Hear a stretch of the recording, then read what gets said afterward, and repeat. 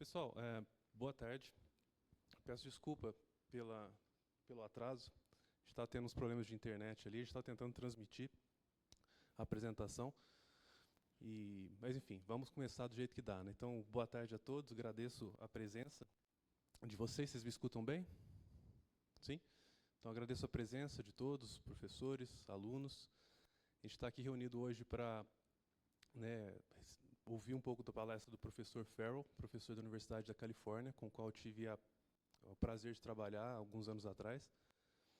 Ele, obviamente, não fala português, então a palestra ela é em inglês. Eu vou recomeçar a apresentação só para não ser mal educado, né? Espero que seja tudo bem com todos vocês. Okay? So, good afternoon, everybody. My name is Felipe. I'm a professor here at UFLA, the Federal University of Lavras, Department of Automatics. I'm very glad you guys are here, students, professors, and the purpose of this gathering this afternoon is for us to hear a talk by Professor Farrell, Jay Farrell, who I consider to be one of the most important researchers in the area that I do research currently, which is navigation system, state estimation, connected, intelligent, autonomous vehicles. And just before I do the formal introduction, I just would like to share, give the context of these visits of Professor Farrell to Lavras and UFLA. Probably my first contact with Professor Farrell was during my PhD in 2013, pretty much. I was investigating some inertial navigation algorithms for a project that I was part of in São José dos Campos. It was pretty much a project involving the aerospace sector. And Professor Farrell has a very good, very enlightening, very informative and easy to read book. Was one of my favorite authors during the PhD. And after moving to Lavras, I switched a little bit of research in terms of application area. So moved from the aerospace sector to agriculture, which is pretty much what UFLA has of most strongest activities currently. And so I face what, people in agriculture generally tends to use, which is global navigation satellite systems. And once again, I found myself reading Professor Farrell's book, and again, one of my best or preferred books.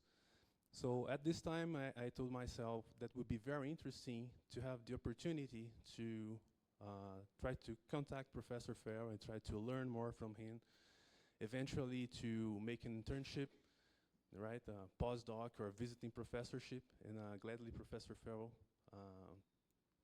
gave me very positive responses and supported my application.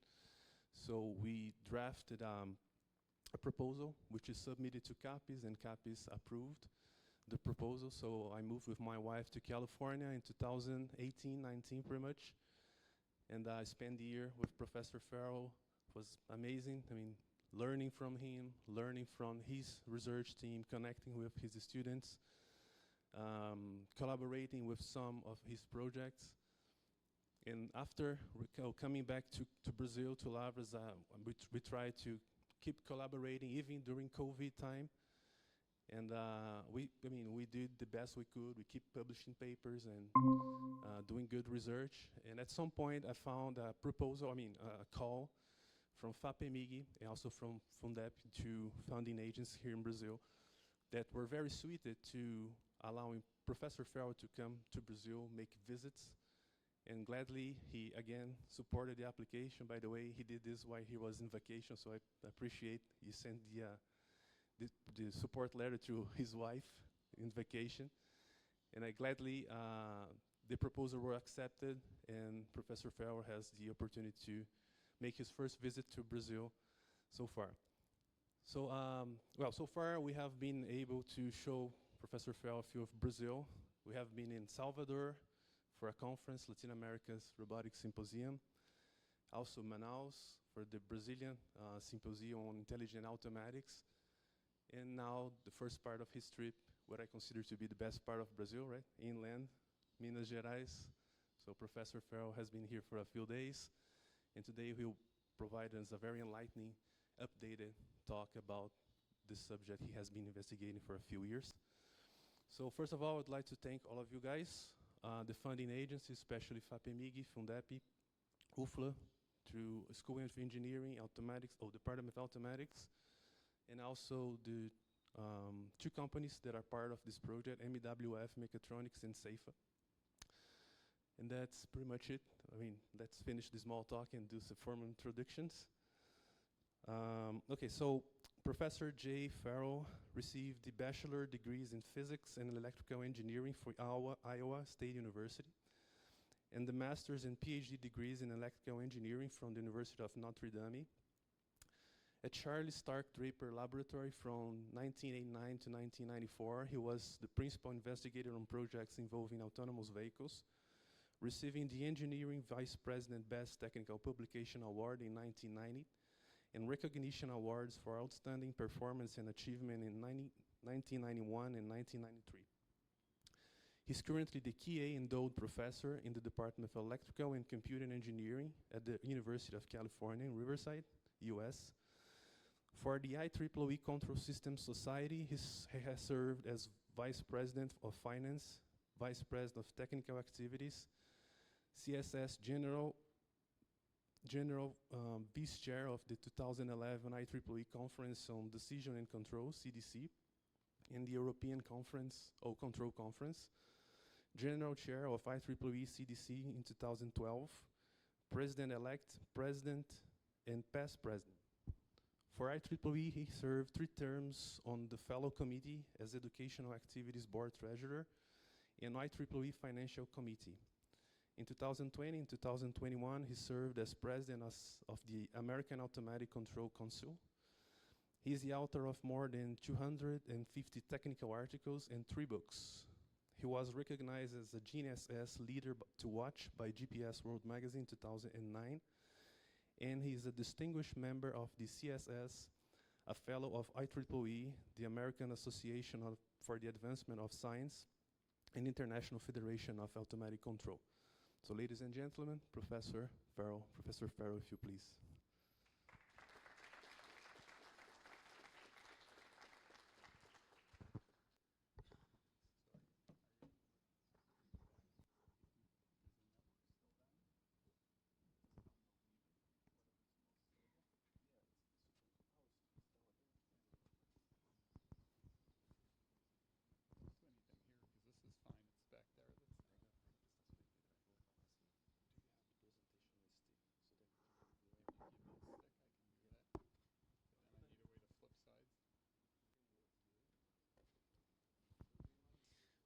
So hold on with us for a moment. We're going to put the slides back there so that we get away from this issue.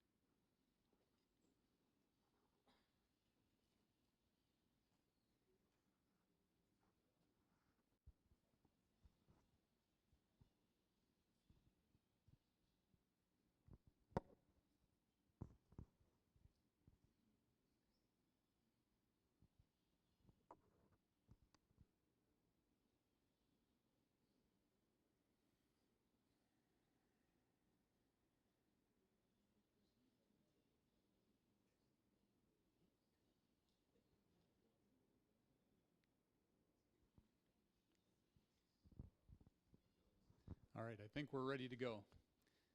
So hi, thank you for waiting us out, trying to get everything connected. As he said, I'm Jay Farrell. It's my first trip to Brazil, and thank you for Felipe to bring me here. It's been a great time. We've been to Salvador, Manaus, and now Lavras. And I know my pronunciation is terrible, but it's been fun meeting the Brazilian people, a lot of students, a lot of faculty. The food has been great. I now know what next to do ex-toto is. And the music's been great, so it's been a lot of fun. All right, so my talk today is on reliable and accurate state estimation for connected and autonomous vehicles. And I thought I would start out with the slide. So Felipe, we're not currently advancing?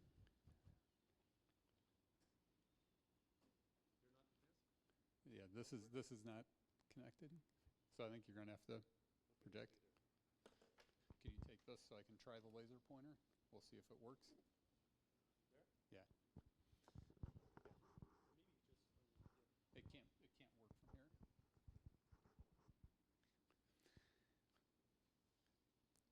All right, so on the next slide, it's talking about two areas of my research. And I work on taking sensor data and figuring out what's going on in and around an autonomous vehicle. And I'm working in two different application areas, where one is port automation and the other is connected and autonomous vehicles. And in both these domains, there's figuring out what's going on inside the vehicle, or what the vehicle itself is doing. So position, velocity, acceleration, attitude. And attitude is the angle of the vehicle, right? If this is my vehicle, I have yaw and pitch and roll. So that's the attitude. And you need that because if you're using inertial measurements, the inertial measurements are sensed in the frame of the vehicle, and you have to get it to the frame of the world. So you need the attitude. So let me see if my pointer works here. Oops. So was that you guys that advanced or me that advanced? I think it was me. Let's see if I can go backwards. Oops. Can you guys go backwards?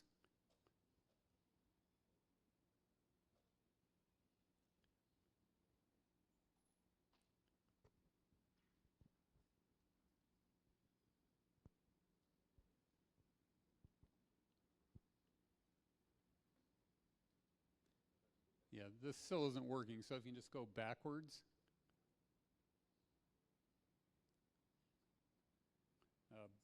Backwards towards the front. Perfect. So stay right there. So when, oh, okay.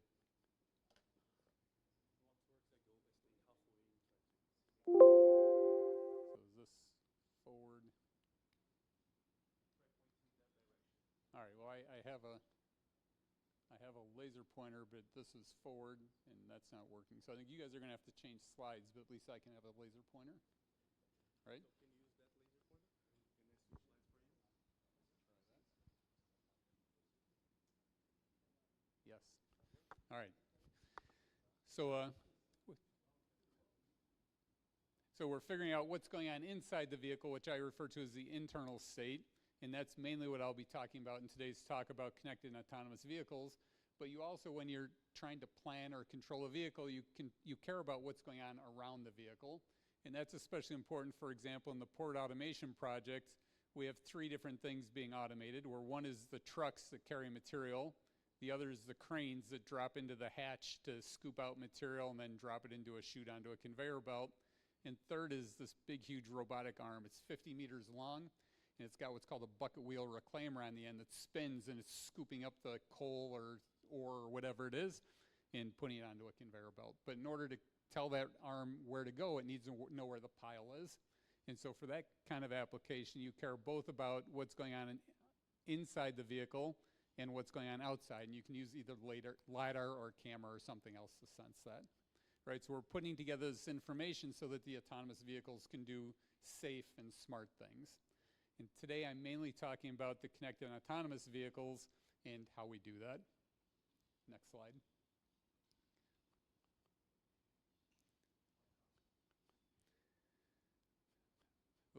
Okay, so in connected and autonomous vehicle, the goal is to enhance the throughput of traffic and the safety while decreasing emissions, and we do this through communications.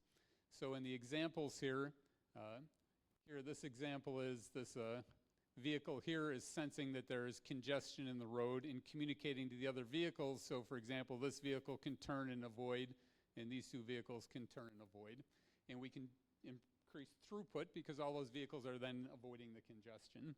You can also communicate to the signaling infrastructure, like a stop sign or a stop light, so that if the signal manager knows where the vehicles are relative to the intersection, then it can change the signaling to get the most vehicles through the intersection. And so that's communication to the infrastructure. And increasing safety over here in this picture, this vehicle, which is going the opposite direction, is communicating to everybody else that there is a accident down the road so somebody doesn't get in a bad situation to avoid that. But in order to do this, you have to have accurate and reliable information about both the internal state of the vehicle and the external state of the vehicle. Next slide. So, and this one has 4 parts, so as I move from one to the next, you gotta click. So the technology of navigation has went through a lot of progress in the last 30 years or so. And in the first stage, we had paper maps. And only old people in the room like me even remember what a paper map is. But on a paper map, as long as you knew where you were to about 100 meters, you could sit down and find where you were on the map and then plan a route.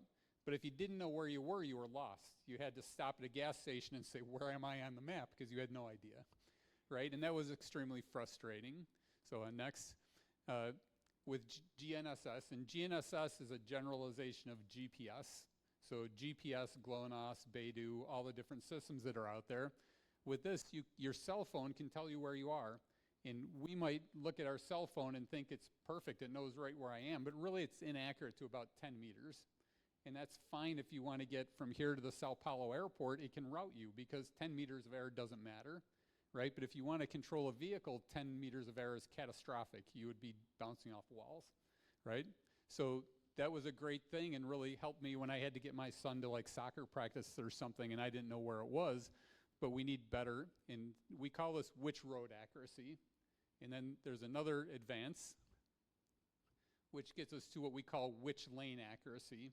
So if we can get the accuracy to a meter, the inaccuracy to a meter, now we can start to tell which lane a vehicle is in. And if we know which lane a vehicle is, now we can start cooperating with the other vehicles around us. So for example, form a platoon. And if we get a platoon of cars, we save on gas, but we also can then manage the signaling infrastructure of the highway more effectively. But to get 1 meter accuracy, which is what I'm shooting for in some of the talk today, we have to start now combining other sensors in. So this is called which lane. And lastly, if we can get down to 10 centimeters of accuracy, now we know where we are in the lane, because I now know the difference between being on the edge of the lane and being on the center of the lane. So now we can start doing autonomous vehicles. And so the progression that we're at this stage at, we're kind of at the which lane level, which lane level, and we're trying to get to the where in lane level. But to do that, we need to get about 10 centimeters of accuracy. And since we're driving vehicles, we would need to be able to do that very reliably. So we're shooting both for the accuracy, 10 centimeters, and the reliability. We need to do it all the time, or if we can't do it, we need to be able to tell the control system, you're not controlling the vehicle anymore because you're not accurate enough, all right? So we do this by combining different types of sensors and in different ways. And this picture at the bottom is, oops, so now that looked like me doing it. Okay, so at the bottom, we're showing basically the many, many sensors that are on board an autonomous vehicle. And these sensors can be categorized into different types. So first is an enhanced digital map. An enhanced digital map is much more than the paper map because it contains information about where the stop signs are, where the stoplights are, where the lane edges are, and all this information, and ideally it's accurate to better than 10 centimeters. And you can see vehicles driving around. If you go to a city like San Francisco, these vehicles are driving around all day, all night, with LiDAR on top and cameras on top, and they're building these maps. And there's about 4 or 5 different companies that are building these enhanced digital maps. And then once you have that, you can now start doing absolute positioning using features, because there's 2 different things. There's absolute positioning. I know where I am relative to the center of the earth, and I can say I'm at the specific northeast in my local frame. But there's also relative positioning, which relative positioning is I'm half a meter from the table and a meter from that thing. It's telling me where I am relative to features. And the features are great for controlling the vehicle if you can get the rest of the state, but they're not good for routing, because knowing where I am relative to the lanes doesn't help me get to Sao Paulo Airport. Right? So I need both global and relative to do a great job. And some of these sensors, like vision and LiDAR, give me relative position. And some of these features, or sensors like GNSS, gives me absolute. And the IMU allows me to connect these things. And so I'm putting these sensors together to get the accuracy that I need. And in doing this, I'm going to be using the word signal-rich environment. So I'm going to use a few slides to motivate the idea of signal-rich environment, because 20 years ago we were worried about having observability. And if you're a control type student, you spend a lot of time studying controllability and observability, and that used to be the thing that we worried about. Could we identify the state? Where in sensor-rich, I mean we have so many sensors, observability is not the issue. It's really what's a good way to use the very many sensors that we have. So let's motivate. Next slide, please. Oh, sorry, put one more in here. So in state estimation, when we have many sensors, there's a high probability some of those will have outliers. And outliers mean it's a bad measurement, right? There's no model for it. It basically means this measurement does not fit the model. It's just bad. And we want to get rid of these bad measurements, because otherwise they corrupt the state. And so here in this picture that I'm drawing, the red trajectory is the actual state of the vehicle, which we don't know, but I need it for the picture. And in state estimation, there's two things. There's time propagation, how we get the state from one time to the next discrete time, and that will be the IMU in the talk that we're talking about.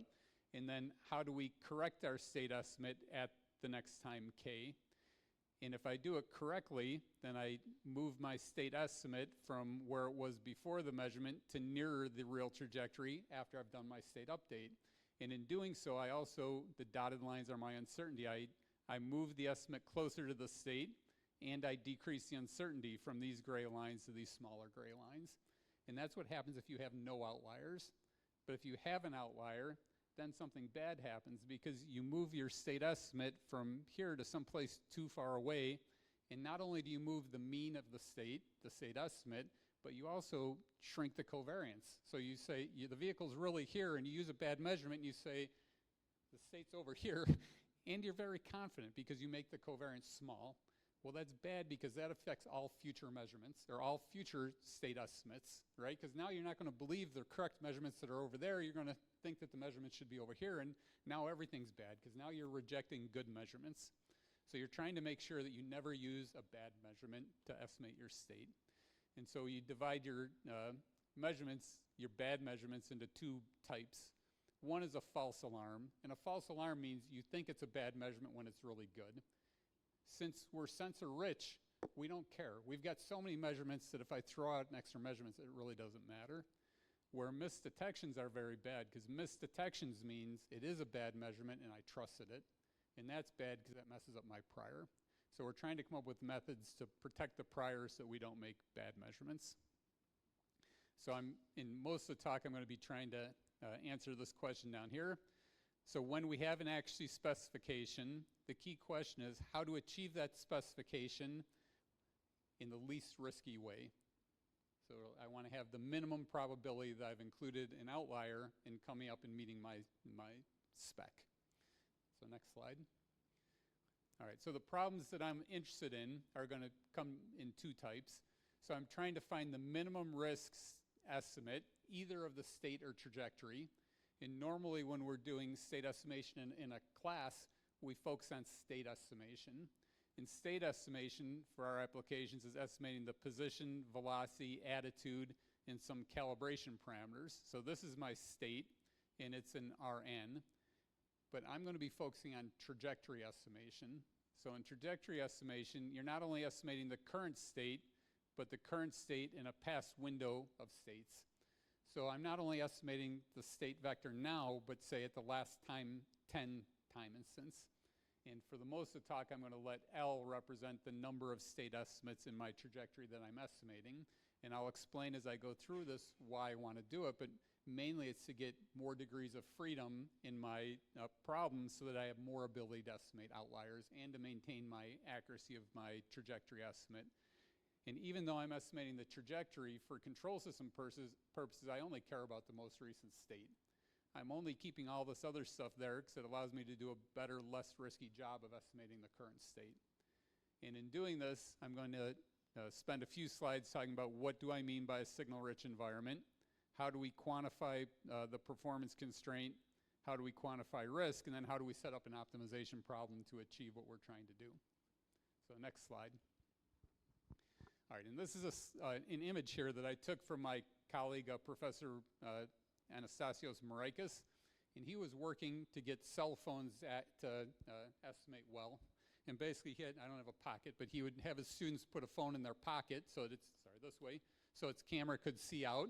And there's an IMU on your phone, and the IMU on the phone is mainly used so that you know whether your phone is upside down, right side up, its orientation as you rotate it.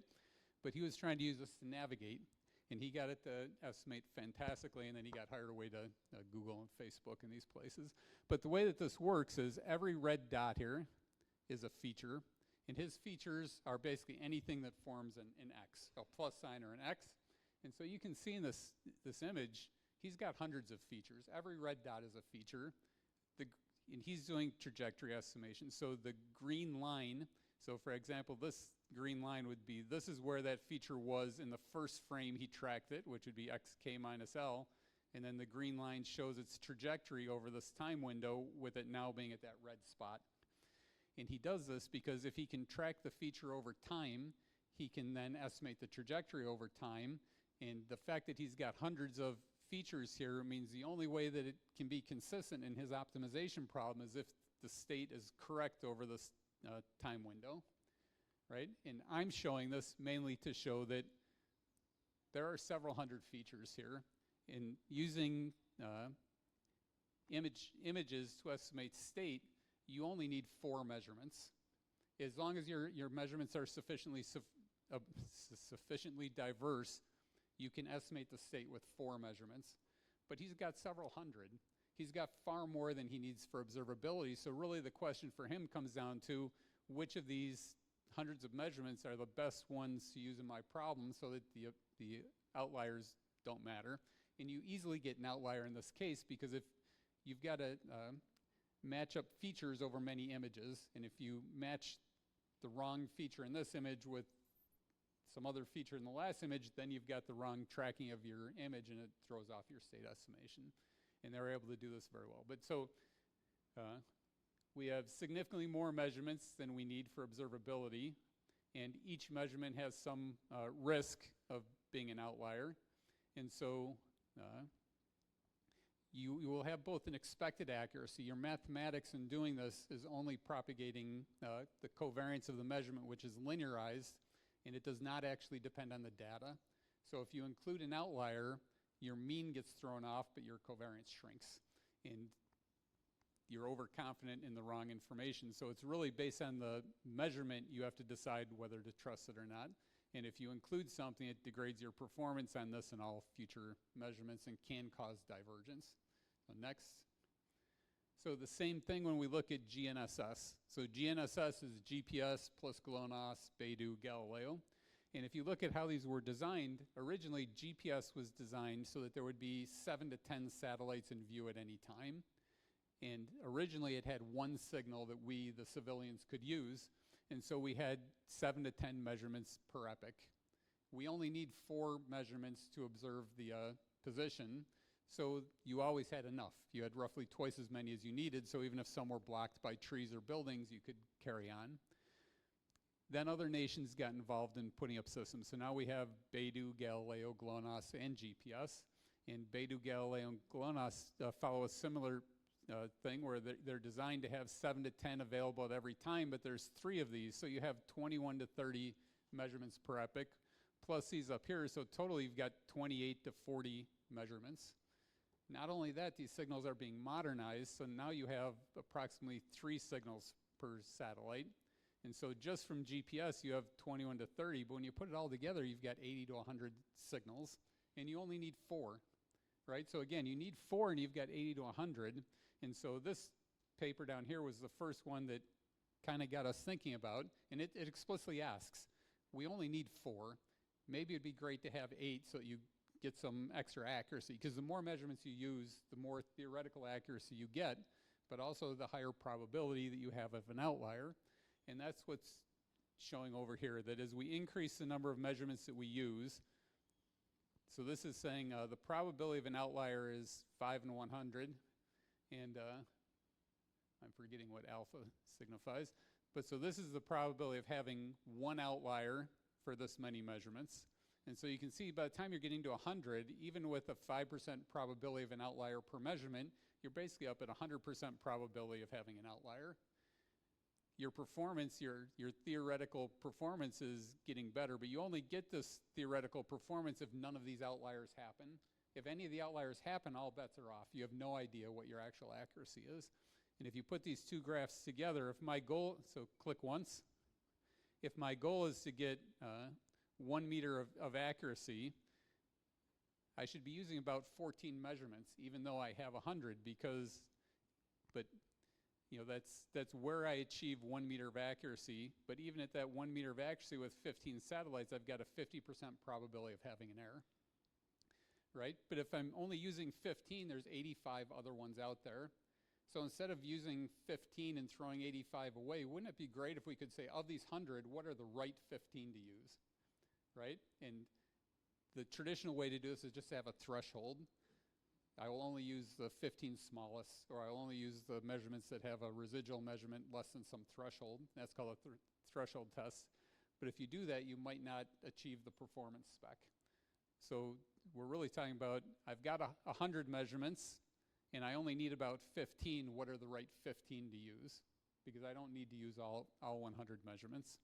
And this was kind of pointed out in this paper that I started to say a minute ago. They said, we're getting to the point where we have so many measurements, the issue isn't how to use all the measurements, it's which measurements to use. So next slide. All right, so the general idea of signal-rich environments is we have significantly more measurements than we need in order to achieve performance, and each measurement has a non-zero probability of corruption by outliers. So how can we enhance the performance from a given set of data? How do we appropriately quantify the risk-performance trade-off? And how can we select measurements to make that happen? And I'm dividing the talk, most of the talk will be about this CRT, which when we were working on it, we called it contemplative real-time estimation. And it's contemplative because you have a wet window of measurements, and over that window, you're selecting which measurements to use. And then you advance one time step, and you do it all over again, and you can reconsider. Because if you only do one time step, once you've decided which measurements to use and you propagate, you can't change your decisions. But if you have a window, you can always change your decisions and pass measurements about which ones to use and not to use. We later found out that not for removing outliers, but for other purposes, there was already a method in the literature called receding horizon estimation. And receding horizon estimation is the sister problem to model predictive control. And when some group of people was working on model predictive control, a parallel group was working on receding horizon estimation. And it also relates to SLAM. And so the next couple of slides, I'll show some literature on this. And then right at the end, I'm going to bring this back to risk-averse performance specified, which quantifies risk and looks at the accuracy specification. So next.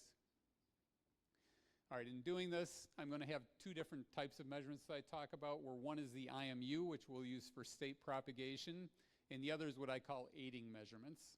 And the GNSS is an example of an aiding measurement. And it's aiding because it's constraining the position error accumulation of the INS. So an aiding measurement could be GNSS, LiDAR, camera, wheel encoders, anything of this sort. And for all of these aiding measurements, we're going to use this measurement model where the tilde denotes a measurement, and the measurement is related to the state by some nonlinear function h. And h depends on what system you're using, whether it's GNSS or a camera, but you can come up with the h function, and that's all in the literature. Noise, eta k, and ek is the outlier, because we have a model for the noise eta k, but we don't have a model for ek. And based on the measurement, we form a measurement residual, which is the measurement minus the estimate of the measurement based on the state estimate. And then, so this is how we compute the residual, and this is the theoretical model of the residual that we use to go through all the probability calculations. So x hat subscript k means the measurement estimate at the time of the aiding measurement tk, and those are all just equivalent notations. When we get to INS, I'm going to have two different propagation times because t is like a second.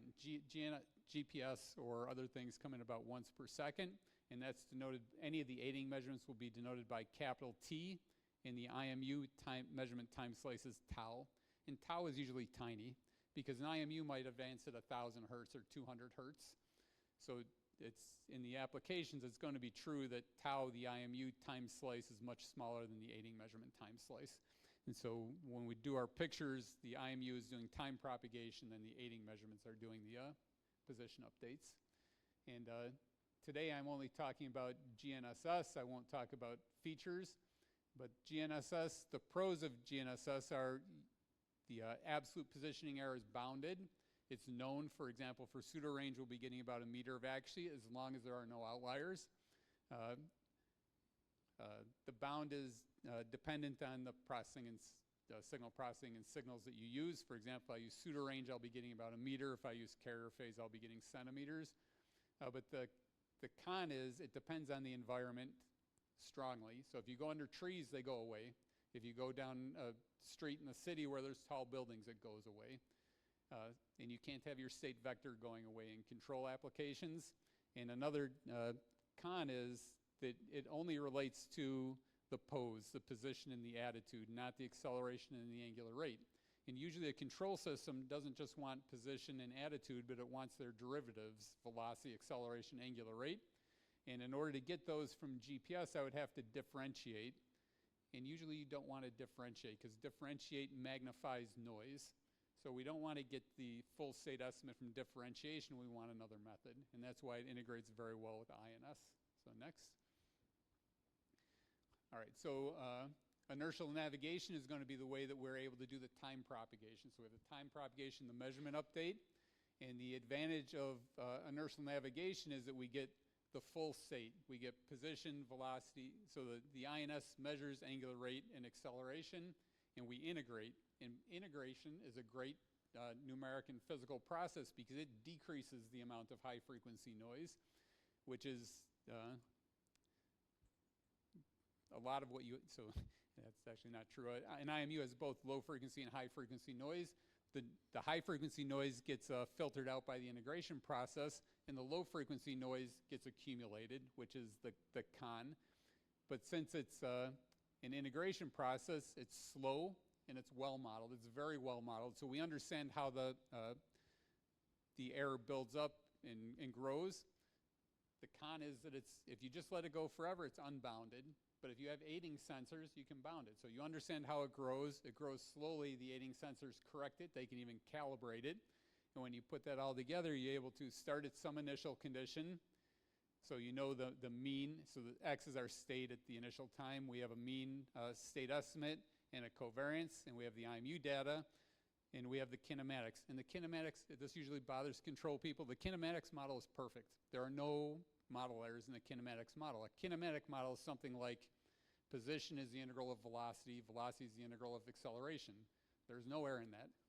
The errors come from the IMU, because the IMU is not calibrated correctly, it has measurement noise and so forth. And so even though I know this F perfectly, since my measurement U is incorrect and I'm estimating, or I'm integrating a measurement itself, this accumulates error. And I have to model that error and correct it through some kind of estimation process. So we'll use this phi as a nonlinear process, and we integrate that F, the kinematics, in order to get the state. So click once. I think we've already said all this. So yeah, click one more time. All right, so we start putting the mathematics that we just talked about into process. We start with, we know the state and the covariance at some time, which is the time of the last aiding measurement, k minus 1. So click once, and the INS integrates this. So we use the INS to integrate one INS time slice, which is tau. And so we have this kinematic model, and we integrate from one tau to another. Remember, tau is like a millisecond, so it's very small, and the next aiding measurement is going to be a second away. So we're going to have to do this INS process 1,000 times to get from this measurement to the next measurement. So click once. So we do it 1,000 times, and now we've propagated the state all the way along, and we've got the state predicted at the next time step. But throughout this 1 second interval, the state was always available to the control system. The control system can be doing its job, the planner can be doing its job, and during this 1 second, the accumulation of error is very small, millimeters. As long as you have the state here in the IMU measurement, and this is 1 second later, the error accumulation is tiny.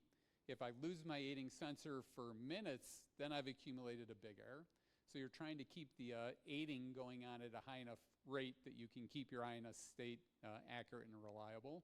So this is a recursive process that gets us from one time to another, and I denote it like this, where the state at the next measurement, aiding measurement time, so down here is the state at the previous measurement time way back here, and is based on this capital U, which is the set of all IMU measurements during this 1,000 IMU time slice thing, because we're going to need this when we do optimization to optimize the integration from one measurement time to another. So the capital U is the set of measurements I have between any two aiding times. All right, so click once. So I integrate to the next time step, and now the traditional way to do things is we do a extended Kalman filter at the time of this measurement, and these are the standard Kalman filter equations, right? And we're going to be moving beyond this, but this would be the standard approach that's done in products that are currently in industry. So this is very well understood, so click one more time. And so at the end of this process, so we had the prior state here, and we propagated all the way along, so we have a prior state at time k, and we do these things, and we get the posterior state at time k, and it has certain properties. So so we had, okay, this is based on, okay, so this is conditioned on certain things. It's conditioned on, we had a prior at this time, the whole set of measurements over that time interval, the aiding measurements that are available on this time. It's conditioned on the fact that the initialization of the state was correct back here. Correct meaning my prior was not corrupted by other outliers. And that's saying the same thing as the next bullet. The outlier detection at all previous times is assumed to be valid, right? And this is over one time step, and whatever I used here to get this x plus 1, I cannot change it. Later on, when I add more states back here, I can change my decisions at this time to help protect my prior. So we're also going to be keeping track of constraints through here. So at this point, I have n plus m constraints, where n is the dimension of my state. So one constraint here is that I think that x is equal to x plus with this covariance. My other n constraints come from my aiding measurements here, m constraints. So I have m from the prior state, m from the measurements, and I have n variables that I'm trying to estimate here, so my number of degrees of freedom is m. If I can increase my number of degrees of freedom, I have more options to make in choosing which measurements to use. So when we get to the receding horizon or CRT approach, we're trying to make this number of degrees of freedom increase so we have more choice in resolving our outliers. All right, so we're just stating the problem here, and I'm really trying to distinguish between two cases. The last slide talked about a single epoch, which is a Kalman filter, an extended Kalman filter, an iterated Kalman filter, and we're trying to extend to windows with L greater than 1, which has different names. The literature here is very connected: receding horizon estimation, SLAM, and contemplative real-time estimation. And in all of these, we have an initial state L time steps ago. And when I say time steps, I mean aiding time steps. So think of this in seconds. We have, so if L is 10, I have an initial prior for my state 10 seconds ago. I have the IMU measurements for every one of those 1 second epochs. So each of these would be 1 second, going back from the current time 10 seconds back in time. I have my kinematic model, and I have all the aiding measurements during that time window. So if L is 1, we have the things on the left. If we have L greater than 1, it's on the right. And we're going to walk through a set of problems here connecting these. So next slide. All right, so we're walking through a set of problems here.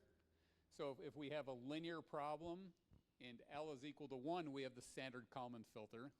And when we do that, we have this given information. So we have the prior at the previous time, we have a linear propagation model, and we have a linear measurement.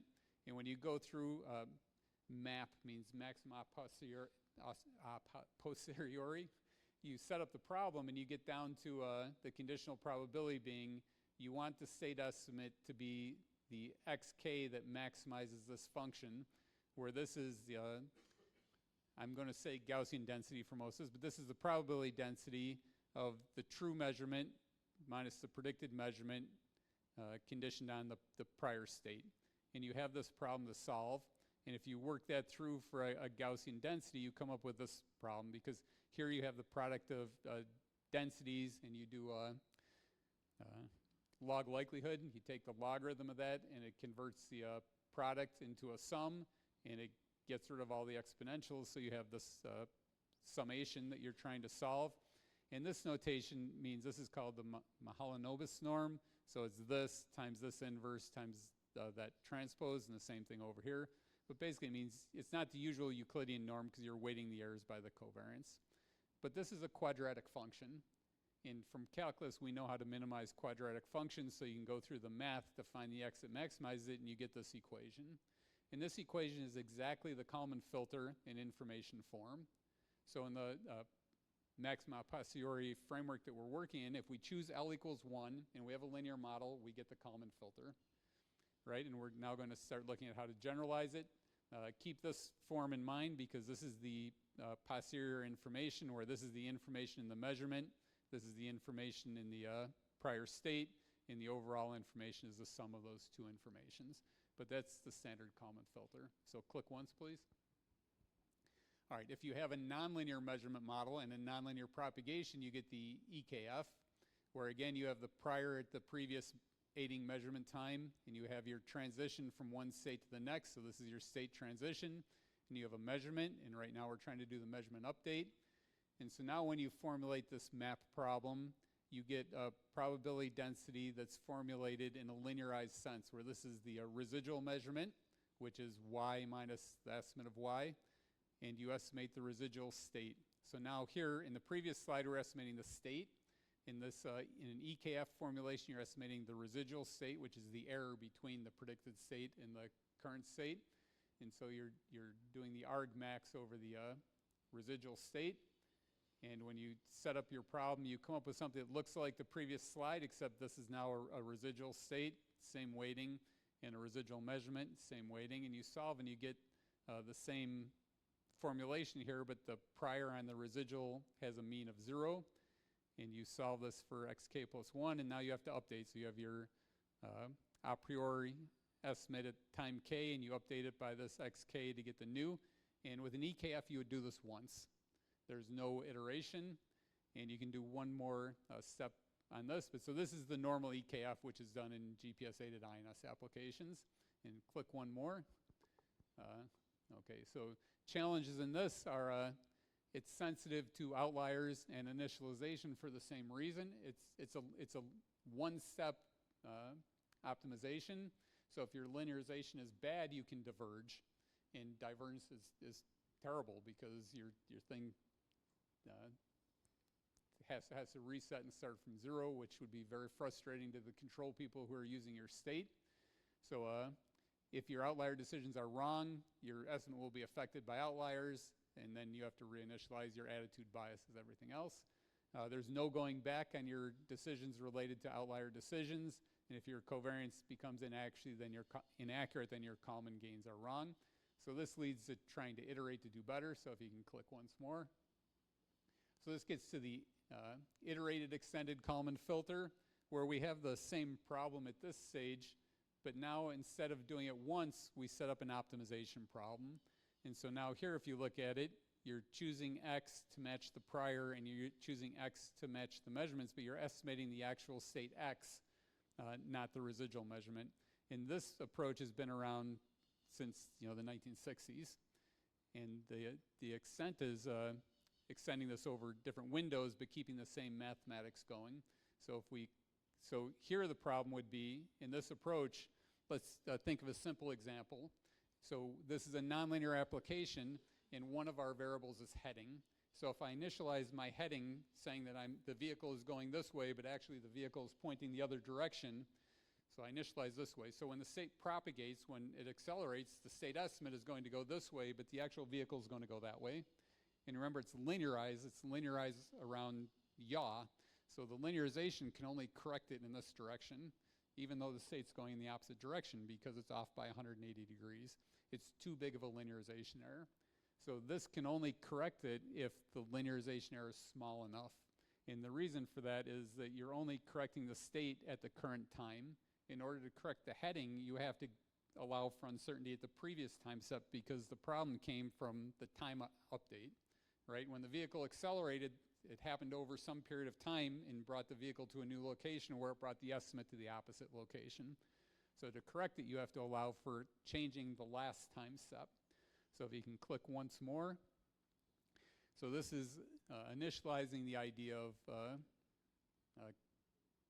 receding horizon or contemplative real-time estimation, where now we say we don't know the current state, but we know the prior state. So we have a prior estimate of the state 1 second ago, and we know how to propagate from the past second to the current time, and we have measurements at our current time.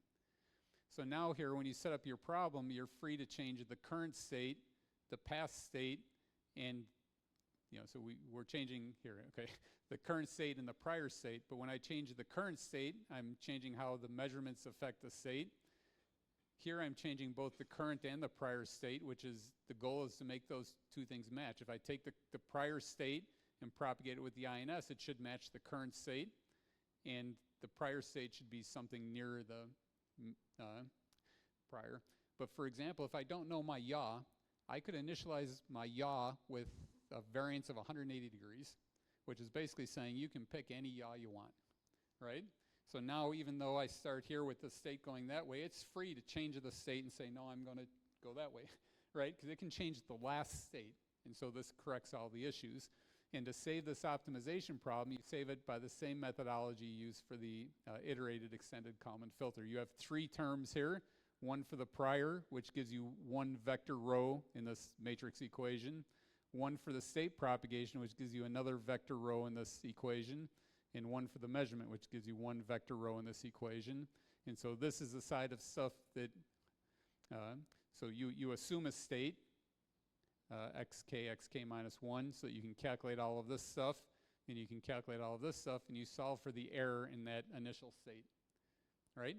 And then you solve this linear problem for the corrections, you update the whole trajectory, and you return and you do it again, right? So now it can change your heading around until it gets to the right point, because it can iterate on this many times until it reaches a minimum, and at that point you can carry on. You've got a state and you can do it. And I'll show at the end that this works to correct heading.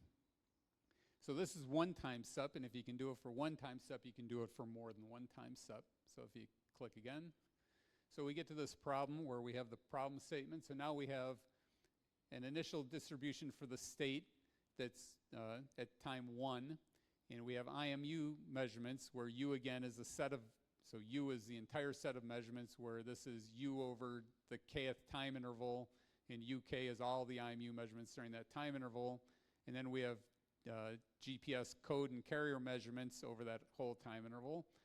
So we have our prior back here, we have measurements at time 1, time 2, so forth, all the way up to time K, and we have all the IMU measurements we need to do the time update. Now we can set up a larger optimization problem, which ends up looking like this. We have the prior term, we have the state propagation from one aiding time to the next aiding time, then we have our aiding measurements at that time. So it's the same problem, it's just expanded over a time window, and we'll look at the how this expands the number of degrees of freedom on a repeat of this slide in a few moments. But first, let's take a moment to talk about code and carrier phase measurements in GNSS for a moment. You can click once. Oh, so I put in the past history. So that type of problem actually has, when we came up with it, we didn't know about this past history. We thought this is great. It builds on the SLAM stuff and brings it to GPS INS. But Jazzwinski wrote a great book back in like 1967, and he was one of the guys who worked on INS a long time ago. But he had the same idea way back in 1968, where he has a problem, and he's doing it for a scalar problem because their computers weren't good enough to do vector stuff. But so here he's showing that the Kalman filter diverges, and for his scalar problem, he called it a limited memory filter. It stabilizes it and comes up with a decent estimate. And click once more. In the control literature, the idea came back other times, and so we've got some of this is in chemical process control. People who know Jesse Grizzle, he's doing it for robotics, and they had different goals. So within the process control literature, they were setting up the same kind of problem, but there the challenge was the state variables were concentrations of chemicals in a chemical process, and the concentration can never be negative, but the Kalman filter can cause the state estimate to be negative, and that's catastrophic in that application. You'd be taking the log of a negative number and your code would crash. So they set up this optimization problem where they not only have the state propagation, but they also have these sets where the state X can only live in some set X. So they were doing this to try constraining the state so it only took on physically reasonable values and also minimize some equation. And that literature focuses on stability and the state estimate being in feasible sets and that type of things that control systems people care about. If you click once more, it turns out that the math of solving this is very similar to the math of solving the SLAM problem. And this is selection of some papers that I really like in the SLAM literature. And click once. When this started out, the black papers there are papers that focus on thinking through the statistical relationships and the geometric uncertainties in the problem. And SLAM, if you don't know, is simultaneous location and mapping. They plop a vehicle down in an unknown environment, and it's trying to figure out where it is in that environment and what a map is of that environment. So the location is where I'm at. The mapping is building a map of the environment. And there were, of course, methods to do that. But at that point, the black papers, they didn't really have it all worked out. The red papers, they start developing the theory for the joint state and map estimation. And the state is huge because you insert into the state vector every landmark. And as you build up hundreds of landmarks, your state vector is getting huge. And you can show that the computational load is OK squared, where K is the number of states for the vehicle plus the number of states for the landmark. And as you're roaming through campus or something, your number of states for the map gets huge. And so what these papers did, there was no convergence proofs. And since the computation was quadratic in the number of states, they ignored covariance. And it turns out covariance is key because the landmarks are correlated with the position of the vehicle. And if you throw those away, you can never close the loop. And so there were papers out there, but they were throwing away the most critical piece of information. So if you click once, the papers that are in blue there are starting to come up with convergence results and realizing the importance of the cross correlations and the understanding of the probabilistic framework. And it's at this point where their mathematics are exactly the same as the mathematics of receding horizon estimation. And click once more. The green papers here come up with some great computational methods for solving this. And they're using this, for example, for the robots that went down and explored the Titanic and came back. That's a situation where when you drop that robot in to go to the bottom of the ocean to search for the Titanic, it's got to navigate relative to the Titanic and be able to find things again. It's got to build a map. And they did that over like 12 hours using these methods, which is a huge state vector, and it's all computationally sound. And so it's really great math. I really like many of those green papers there. They really have thought through the math and the solution methods and the linear algebra and how to code it very well. It's really nice papers. So click once more. All right, so we're doing this with GPS and INS. And in GPS and INS, there's two measurements that we're going to use. One is called the code measurement, and the other is the phase measurement. And both of these are the same in that they measure the range between the position of the receiver and the position of the satellite. The measurement models are slightly different. So for the code measurement, we have a noise, and I'm doing differential. So in differential code, there's something called common mode errors, which I'm not going to go to in much detail. If you have questions, I'm glad to talk. But when you do differential, it removes all the common mode errors. And so then you've got a significantly cleaner signal, so that this noise I can model as being normal with some standard deviation. The standard deviation is going to be like 1 to 3 meters. the carrier measurement has both pros and cons. The pro is that the measurement error is centimeters. It's a factor of 100 better than the code measurement. So I would really love to use the carrier because I can go from meter level accuracy of the code to centimeter accuracy of the phase. But the disadvantage is that it has this error term. And this error term is the wavelength of the signal, which is 18 centimeters, times n. And n is the number of unknown carrier phase cycles between me and the satellite. And the reason is, if you think there's a carrier signal modulating the information. So we have information, we modulate it onto a carrier signal, and the people in GNS figured out you can use the carrier signal for ranging, because if you know the number of cycles between you and the satellite, and you know the wavelength, which you do, that's a range measurement. But when the phase lock loop locks up, it locks onto some arbitrary cycle, so you don't know the initial number of cycles between you and the satellite. So in order to use it as a range measurement, you have to estimate this integer, and the integer is huge. It's, the range is 20 million meters, and the wavelength is 18 centimeters, so it's some 100 millions of integers, right? And you've got to get it perfect, because if you're off by 1, you're off by 18 centimeters. So the challenge in using the phase is you have to estimate that integer, and we'll be talking about that. So click once. All right, so we need at least 4 satellites with good geometry. We need sufficient redundancy, which is the number of degrees of freedom, so that we can detect outliers and detect incorrect integers, and we can reliably solve for the integers. And this by itself will not estimate the vehicle state at a high bandwidth or high sample rate, which is why we combine it with INS. So click once. So when we combine this with GNS INS, we basically have the problem format that we talked about previously, where if we're doing state estimation, the state is the position, the velocity, the attitude, and we have to estimate 2 calibration parameters for the IMU, the bias of the acceleration and the bias of the gyro. So, and the number of states is at least 15, because 3, the attitude error is 3, and each of those is 3, so 5 times 3. We have the initial state at some time. We know the kinematic equation, and these are our models of our measurement. The accelerometer actually measures something called specific force, which is acceleration minus gravity, and then our biases and noise. And then we have our code measurements. And so this has the form of the problems we've been setting up, where we have these aiding measurements, and we have this time propagation, and we can put those together into the problem format that we've just been talking about. So click once. Okay, so we've already seen this slide. The only thing that I'm adding into it is I'm making it specific to the GPS INS problem. So we have our IMU. Our measurements specifically now are going to be pseudorange and code and phase. And you can add other measurements in. Like we were talking, you can add a baro altimeter in. You can add encoder measurements in. They would just be additional things in Y. The mathematics is all the same. And when we do this, we have this specific form of the problem. And now we can say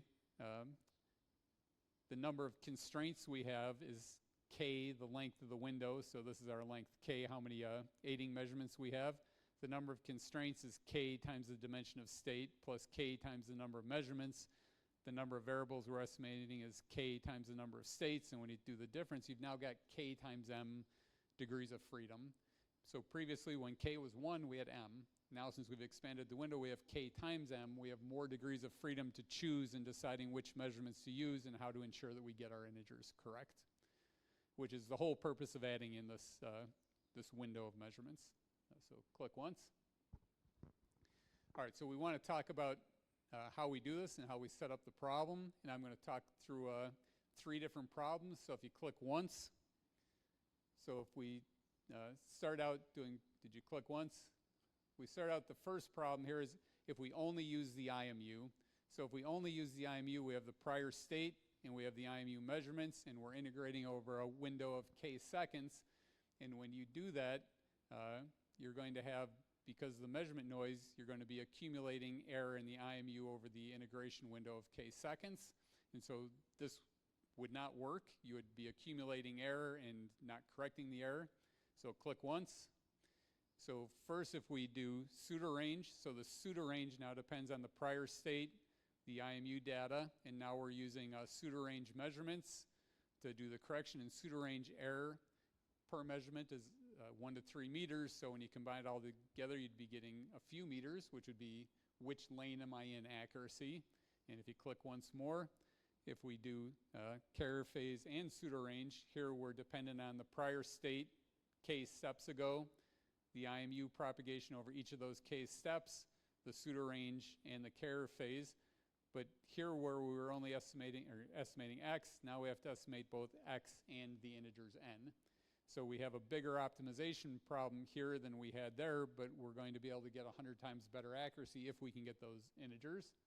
So if you click once more, I think I've already said that stuff, so click once more.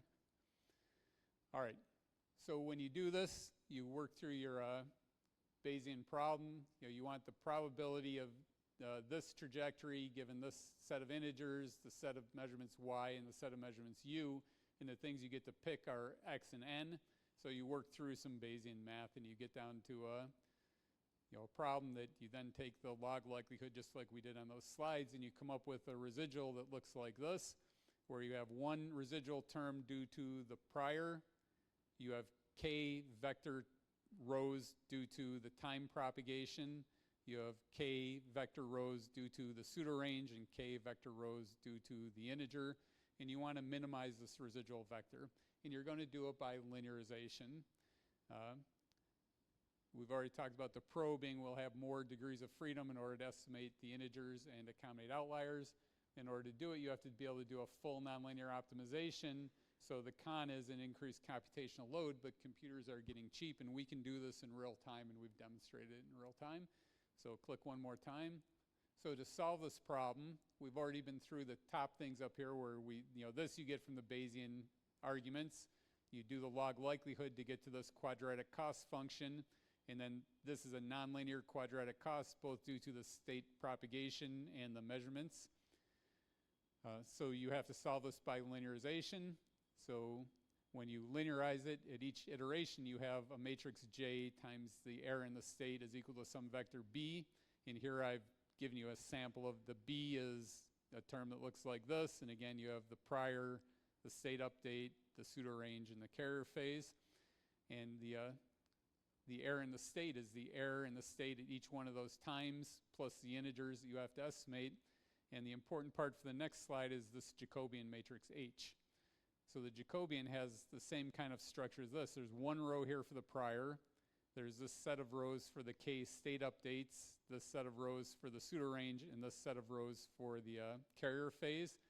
And the pseudorange and the state update don't have any effect on the integers n. And then the phase is related to the integers n. So you want to solve this linear equation. You know J, and you're trying to find delta x, and you know B. All right, and that's all just linearization. And if we sat down with a pencil and paper, you could do all that. But the main thing is the structure of the problem, because we want to look at the structure of this problem on the next slide. All right, so click once. Okay, so don't click again. So the J for the next slide, I'm going to divide it into two sets of columns. So the columns that depend on x are going to be called A, and the columns that depend on the integer I'm going to call B. And that's because I'm going to be able to decompose the problem by doing this. So J has a certain set of columns relating to delta x and a certain set of columns B relating to n. And we know that the matrix A is full rank, full column rank, and you can see that because this upper portion is lower diagonal with zeros above the diagonal. So this part itself is full column rank, and then I have all these other rows, right? So A is full column rank. So now click once.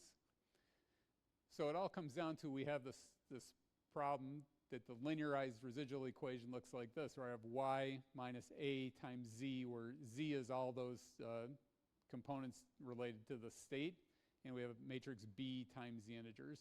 And we want to solve this equation to find z and n. So click once. To do that, we do a QR factorization on the matrix A.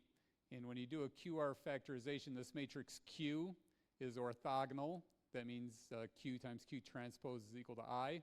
So it's invertible, and I can break its columns into the set related to X, I'm going to call QA, and the set related to N, I'm going to call QA bar, and R. So this is a QR factorization, and a property of the QR factorization is that this matrix RA is non-singular and upper triangular.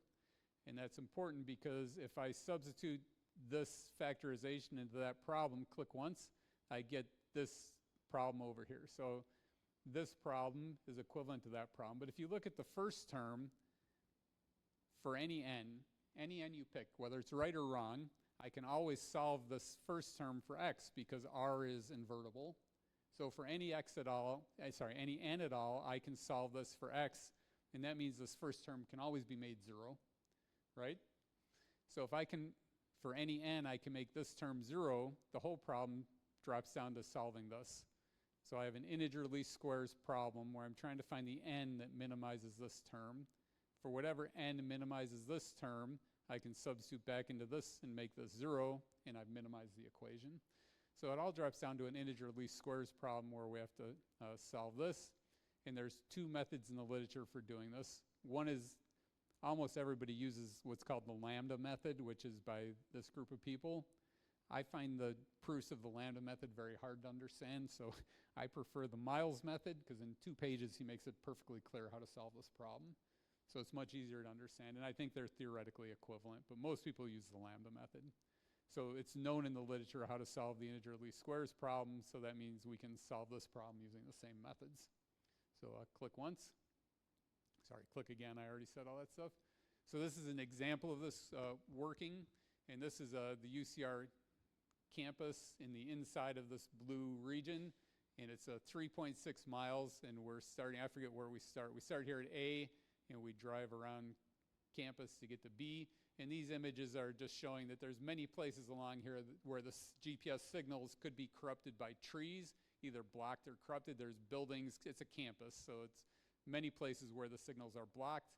This is the number of signals. We have a maximum number of signals of 8. It happens occasionally. Most of the time we have 7 or 6, and there are times when we get down to 2, right? By having a window, even here where I have 2, if I have a 10-second window, there's times in that 10-second window where I have many satellites, and so I can keep the observability of my state. So we're going to show results driving this loop. So click once. So this is the results using that method, and there's 2 sets of curves here because the student chose this. So in black, it's showing the ECF estimate of the state. ECF is the position relative to the center of the Earth. And that's not very useful because none of us know the directions, the XYZ directions of the Earth-centered frame. So it's more useful to have the northeast down. So the black is showing the accuracy in northeast down frame. And you can see, so this is the estimates if we only use pseudo-range, and we're basically getting better than meter accuracy, which is what we need for which lane. If we get the integers, then we're doing the carrier phase estimates, and that's what's going on over here, where you see that our maximum error is 10 centimeters. Most of the time we're getting about better than 2 centimeters.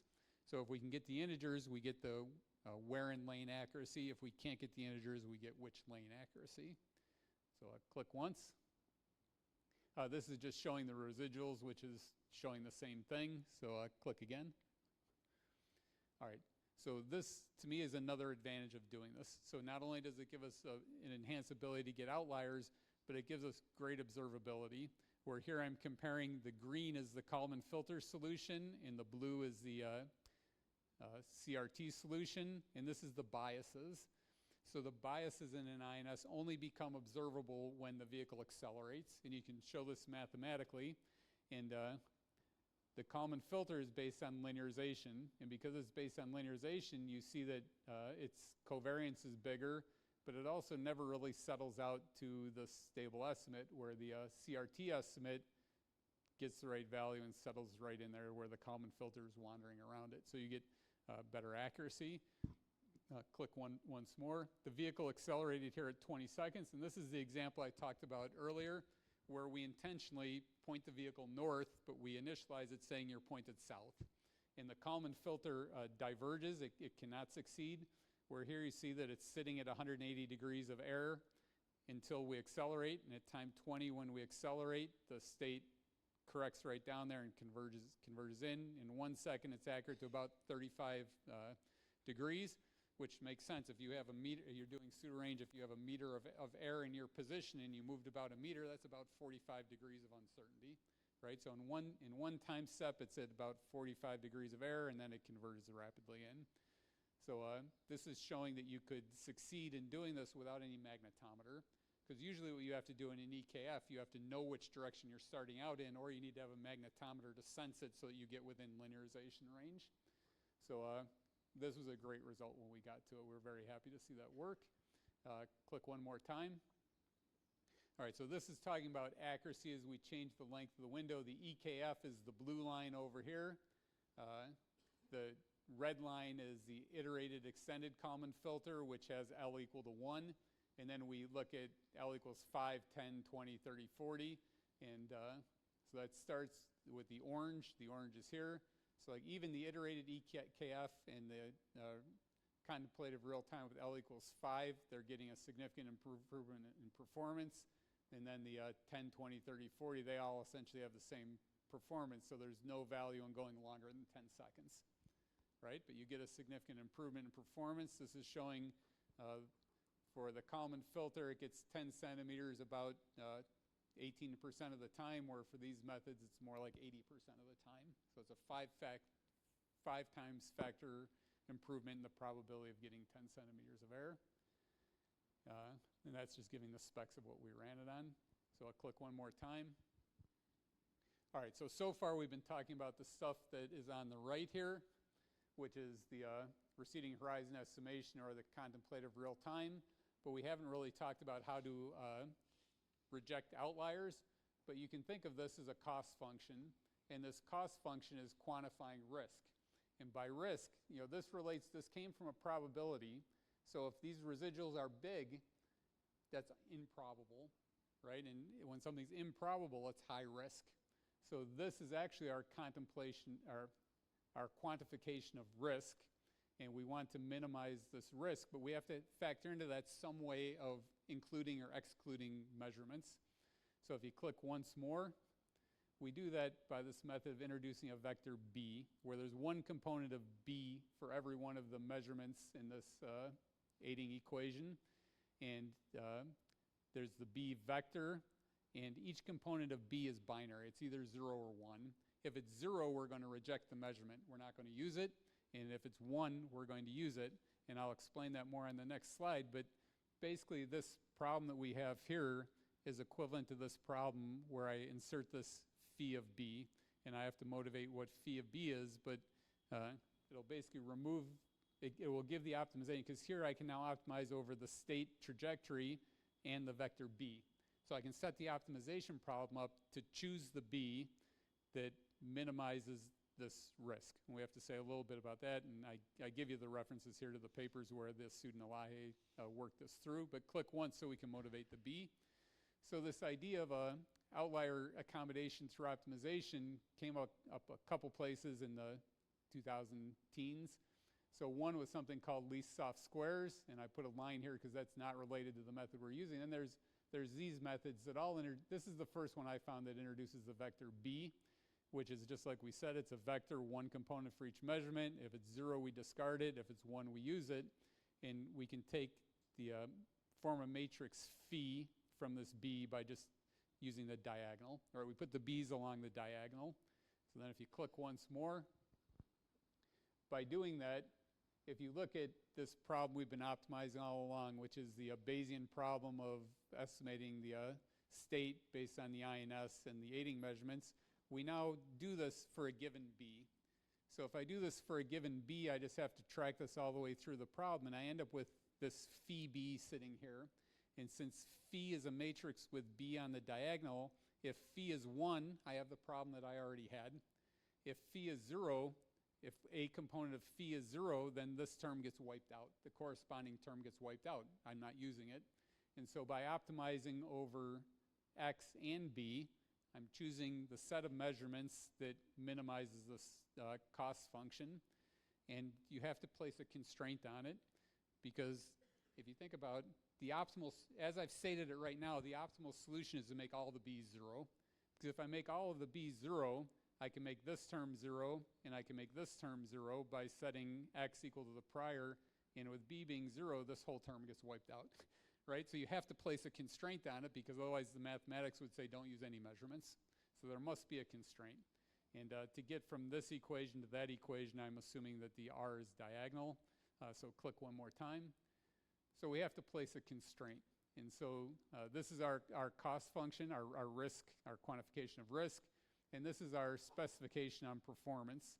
And this is in information form because the phi appears linearly. Because you could work with either covariance or information, but in the covariance form, the phi appears in a very ugly way, where here it appears quadratically, which turns out to be very nice. But this is the information you had in the prior, and this is the information that you're getting from your measurements. And you can see here that if b is all 0, then you have just the information from your prior. But as you turn on elements of b, you get more and more information. So now, in order to satisfy a spec that j, the posterior information, is big enough, it has to add some measurements in. So it has to add some measurements in, and it's going to be doing it to minimize this risk. So click once. So if we set b equal to 0, that's the problem we just said. And in that case, if I set b equal to 0, this term goes away.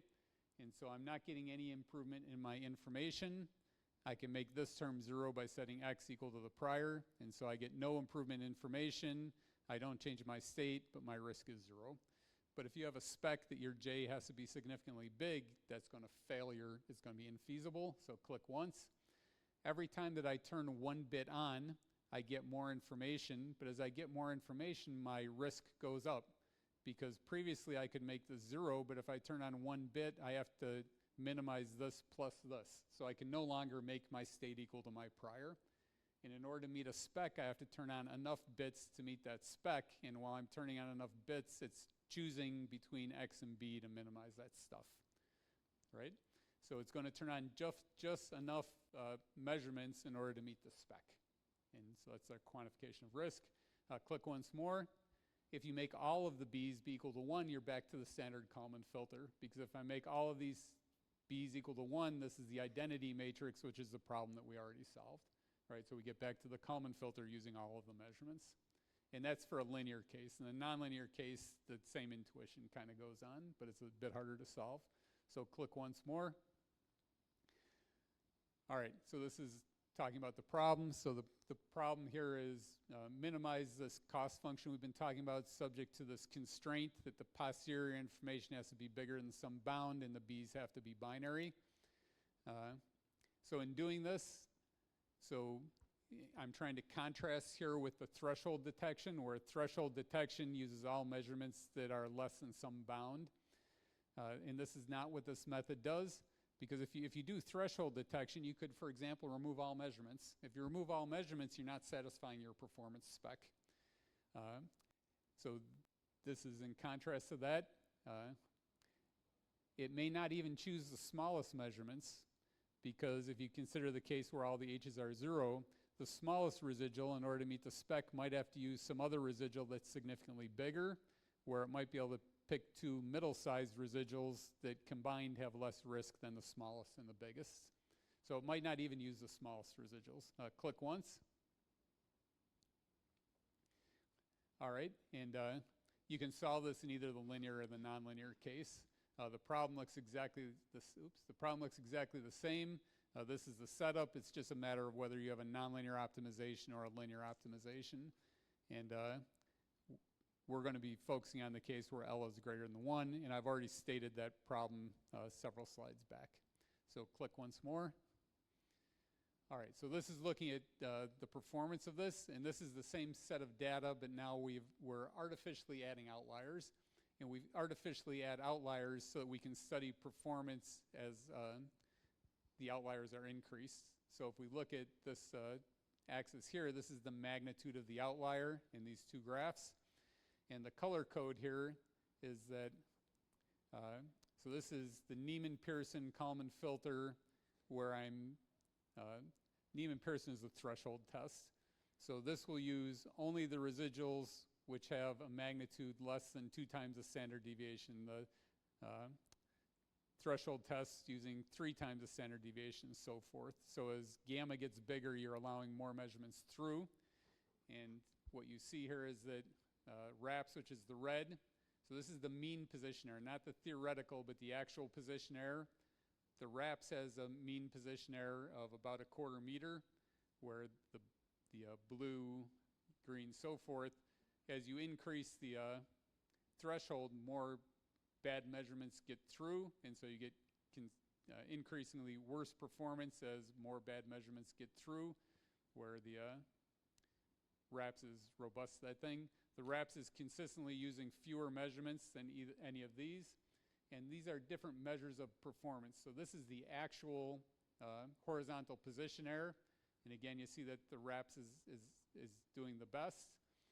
This is the risk. So RAPS had better have the minimum risk because it's solving an optimization problem to minimize risk, where the others have more risk. And this is GDOP. Think of GDOP as the performance that you theoretically predict, the covariance of the performance. And so covariance you want to be small. So all of these are predicting that they're going to have great performance even though they have worse performance, where RAPS is predicting it has worse performance but actually has better performance. The prediction is all based on the measurements that you use. So since this is using fewer measurements, it's going to be predicting worse performance, where these are using more measurements, so they're predicting more, a better, higher performance. But more of those measurements are bad, so it has more risk and it has more position error, which is showing the disconnect between the performance that the theory predicts and the performance you have due to outliers affecting the state estimate. All right, so one more click. So pulling this together, so as autonomous vehicles become commercialized, one of the factors that affects how much we're going to trust these vehicles is how accurately the state is estimated, both internally and externally, so that we're not stopping or crashing. Stopping because we know our performance is bad, or diverging from our trajectory because the state's bad and we don't know it's bad. And in my opinion, observability is no longer the issue, because we have so many sensors now that observability is theoretically an issue, but not the practical issue that's stopping commercialization. And cost is dropping for IMUs. IMUs are in cell phones now. Aiding sensors, you look at that vehicle, it's got a ton of aiding sensors on it, and computation is getting cheap. So we've got a lot of things working to our advantage. The sliding window in nonlinear optimization is great. It the sliding window gives you more choice in which measurements to use, and the nonlinear optimization allows you to make that choice. Of course, there's a trade-off between computational load, accuracy, and reliability. The longer window allows you to reconsider decisions you made in the past. So a second ago, I might have decided to use some measurements which, based on the new information from new measurements, I now think are invalid or too risky to use. We can correct prior initialization or linearization errors. Allows new formulations like I've talked about here to optimize the risk. And I think it's great that the literature on these things relates very closely for the receding horizon, CRT, and SLAM approaches. And one more click. So I guess there'll be another one in a second. So I really like this picture because, system autonomy, we take information in through sensors. And then us as engineers, we design sensor processing algorithms. And the sensor processing algorithms are extracting information from data. And that goes into a world model. And it defines the state of not only us, but of the world model.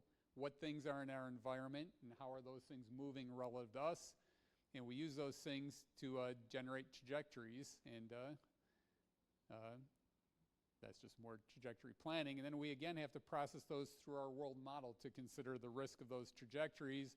And then we implement those trajectories through trajectory generators and our actuators that we have. And so there's a tight mix here between the signal processing to get the state and the world model, the planning to get feasible trajectories, and the controllers to make it happen. Click one more time. And these are the same things that we do as humans. And one of the issues is human-machine interactions. If there are autonomous vehicles driving around and humans driving around, they have to understand what each other's doing. I think humans are pretty good at predicting what robots are doing, but robots, it's very hard to predict what humans are doing because every human is different, and some humans might try to mess up the autonomous vehicle, right? And other humans are just going to stay away from it. And every human is different.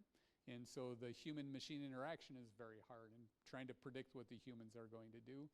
But it relates to the same types of things, developing models, communications, and prediction of behaviors. So I think there's a lot left to do, and thankfully we have great sensing, cheap computations, and we work together on fun problems with smart students to figure these things out. So acknowledgements. I've worked with a lot of people, mainly students. Students do most of the work in making these things happen. A lot of great research sponsors. DOT in the U.S. is Department of Transportation, Army, Air Force, Navy, and NSF. And I appreciate the sponsorship from the various agencies that made this trip possible. It's my first trip to Brazil. It's been a great time getting to know people and talking research, going to a couple conferences. So if there's questions, I'm glad to take questions.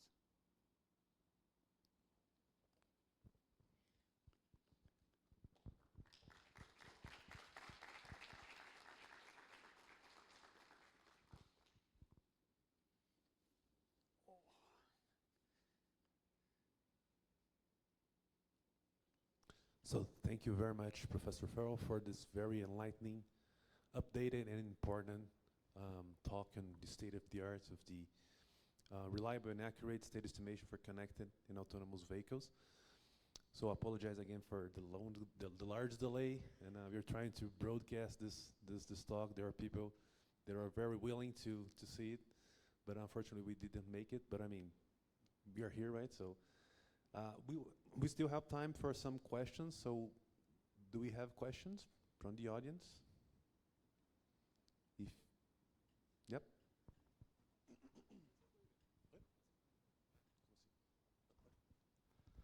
Farrell, didn't understand how the vector B is actualizing the zero and the ones. How could you get on the data? Didn't understand how you put it into the vector. You could try clicking back while I do that. So the vector, okay, so step. Okay, so let me find my thing again. So I'm not sure that I understood your question. So if I'm answering the wrong question, raise your hand and let me know. No worries. But you know, the B appears in the cost function here and in the constraint here, right? Mm-hmm. Oh, I was looking at the wrong guy. All right. So I'm not sure what you mean, because what I heard for your question was, how does B factor into the problem? Mm-hmm. So like here I'm trying to say, okay, this is just a simplification of that for the case where R is diagonal, right? But do you agree that if I make all of the B 0, this term goes away and that term goes away? Yes. So then I'm only trying to minimize this subject to the prior information. The B's are gone in this case, and I can make this 0 because I can set x equal to xk minus. Yeah, I just don't understand how you put the 0 and the 1s inside the vector. How do you decide if it's 0 or 1? Yeah, and that's, okay, so click forwards. So right there is fine. So if you think about it at this point, I have a cost that depends on the state x and the vector b, right? So as I'm optimizing, the optimization can select x or select b. Well, if it selects a b, then it's using that measurement. Selecting b, I mean making b 1. Mm-hmm. Because the optimization is choosing x and b. It can consider all x's and consider all b's. And it's going to choose the x and b that minimize this function while satisfying this constraint. So it is. So get me to the slide that I think it's back to.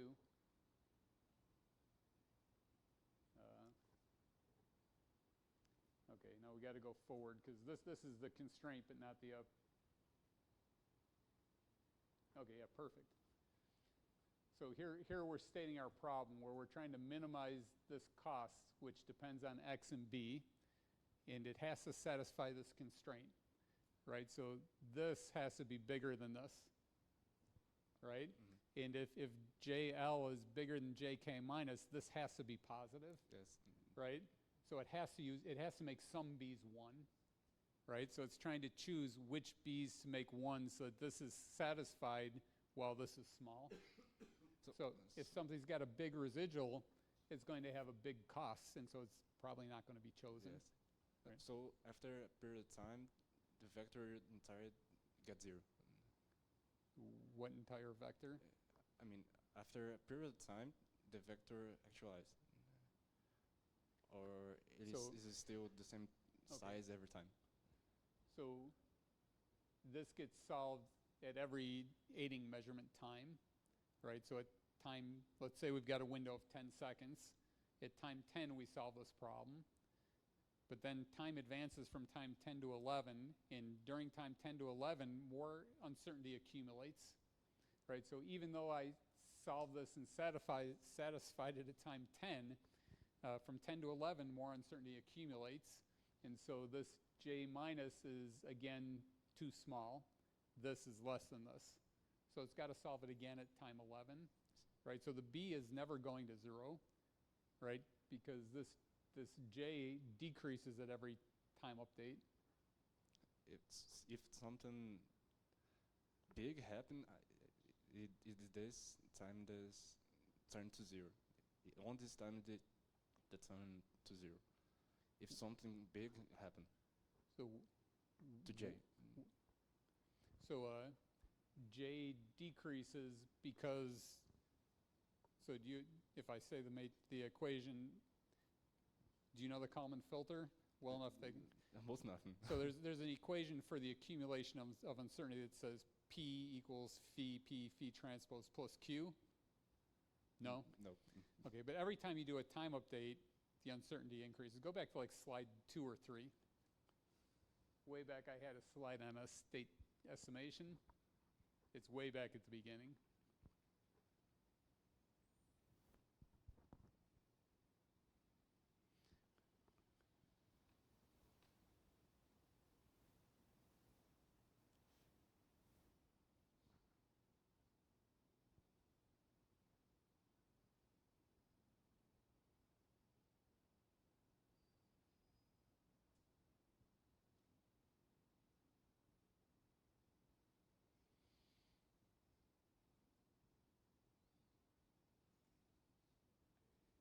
All right, there, perfect. So there's 2 processes going on here where we have time update and we have measurement update. But this is the time update, and here this is the state estimate trajectory, and this is its covariance. So what this is saying is I did an update here, and I had this small amount of uncertainty as characterized by the covariance. But during this time update, this covariance grew to this covariance. Yes. Right? And the covariance is the inverse of the information. So this increase in covariance during a time update, I think my battery's dying, this increase in covariance is the same as a decrease in information. Right? And it happens at every time update. Right? So even though I satisfy the constraint at this time, because the constraint is that, this is, if I invert this, I get J minus. Right? So J minus is this big, and I want it to be that big. So I have to use some measurements to decrease the uncertainty from this amount to that amount. So the B's can never all go to 0 because you always accumulate uncertainty. Yes.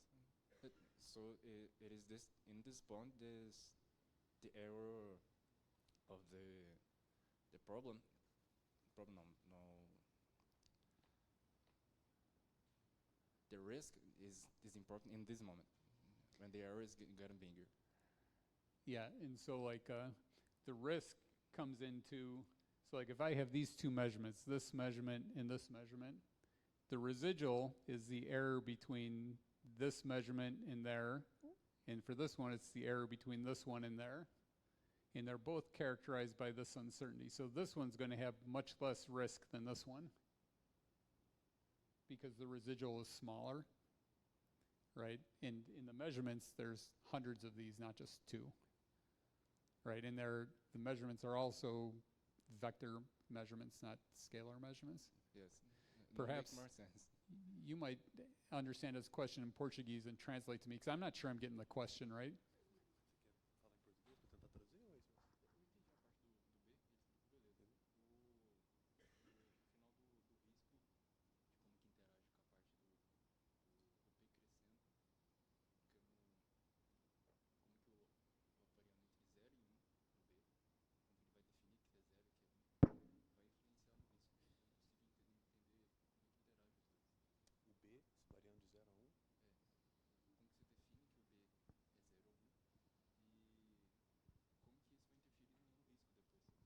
So his question is basically, I mean, how how you're able to define when b will be 0 and 1, and how does that interferes in the risk that you're calculating?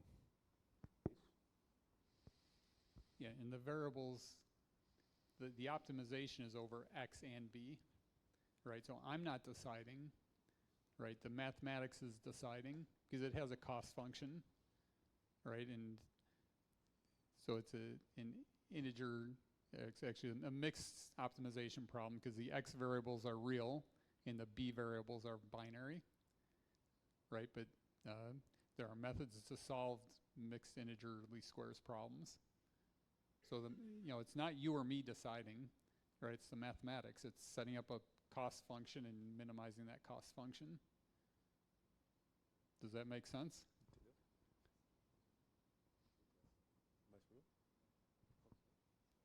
So thanks, Gustavo, for a couple of nice questions. Do we have more questions? If anyone does not feel comfortable or is willing to make a question but does not feel comfortable in doing English, I try to do my best to translate. Se alguém quiser fazer uma pergunta, mas se sentir confortável em fazer em inglês, eu faço o possível para traduzir. So Isadora has a question. So first, thanks for the presentation. It was very informative. My question is more about the conceptual part. So if you don't think it's like pertinent, it's okay. But so my question is why we always choose to solve a problem like minimizing the probability instead of the maximizing. If like we have mathematics benefits of it. Can you get me to any one of the slides that has probability on it? But like if you think of the notation is, let's just say the probability of y and x. That means the probability that y and x happen together. And so that would be good. Go back, yeah, right there. So, this is already a little bit simplified, but this starts out as the probability of y and x, right? And if you have y, it's natural to say, what is the x that maximizes the probability of this y? And that's what maximum likelihood is, or MAP. Because you're saying, I have these measurements y. What's the most likely x that gave me that y? Right? So it makes sense that you would want to maximize this probability, right? But to maximize this probability, because this is the product of something, and just think about taking derivatives. Taking the derivatives of a product is hard. You've got to use the product rule. It's much easier to take the derivative of a sum, but also this probability has an exponential in it. So just in terms of taking derivatives, the product of exponentials is hard, right? So instead of maximizing this probability of exponentials, the natural log is an increasing function. So if I take the natural log of this probability, I'm going to end up with this summation of two quadratic terms. And I would much rather take the derivative of this than take the derivative of that. Right? So when we start out with this problem, to make it easier mathematically, we take the natural log of this problem to get that problem. When we take the natural log, because this is a Gaussian probability, there's a -1/2 in it. Right? So maximizing this is equivalent to minimizing this. Right? So it's not really a choice. It's by minimizing this, I minimize the argument. And minimizing the argument maximizes the probability. Does that make sense? Yes, it these dois.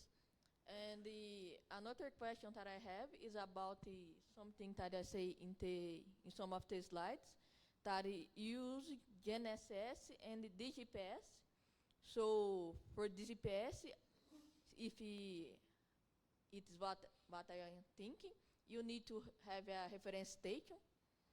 So in this integration, does it's correct? Use DGPS and you need to have a reference station. Yeah, for those results, we had a reference station. For doing this in cars, you don't really want to have a reference station, but you have to get rid of the common mode errors, because the common mode errors, you'll never even get to 10 meters of accuracy.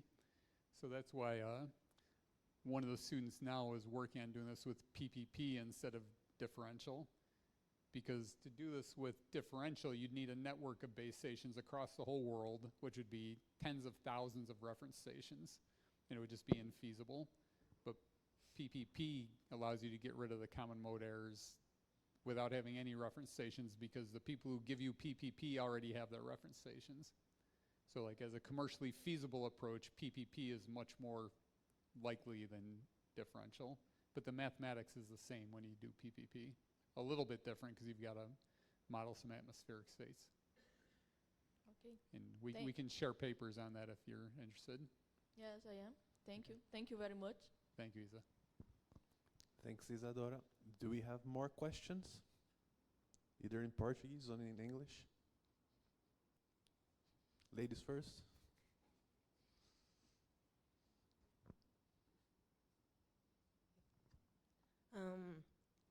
What do you like most about autonomous vehicles? Well, what I like most about them is they make good math problems, because I like math. And like when I do problems, I like good theory and good data, because like all of this, in the end, like for me, a typical paper is an introduction, a problem statement, a section with some nice math that solves the problem, and then an experiment with real data. Not simulated data, but real data. And I can do that here, right? And to me, like working with students, they usually start out not believing the math. You know, math is a trudgery. Oh, I gotta go do this math, you know. And just like Isa's asking these questions, the students are asking the same questions. Really, I gotta go through all this math, you know, and they're reading papers in theory, but then they implement code, and they're, you know, you can tell as a professor when the student gives you code that's not right, because like here, the residuals should be white, zero mean, and match the theoretical covariance. And they'll show me a result that doesn't. And you say, your code's wrong. And they'll argue with you, but you know their code's wrong. You know, and eventually they get it all right, and they see the math work, and they're smiling, because they understand the math works, their code works, you know, their example works, they've got a PhD and they're done, right? So I really like problems where you have good theory, you have data that you can apply your theory to, and it works, right? And these problems fit this. Thank you. Yeah.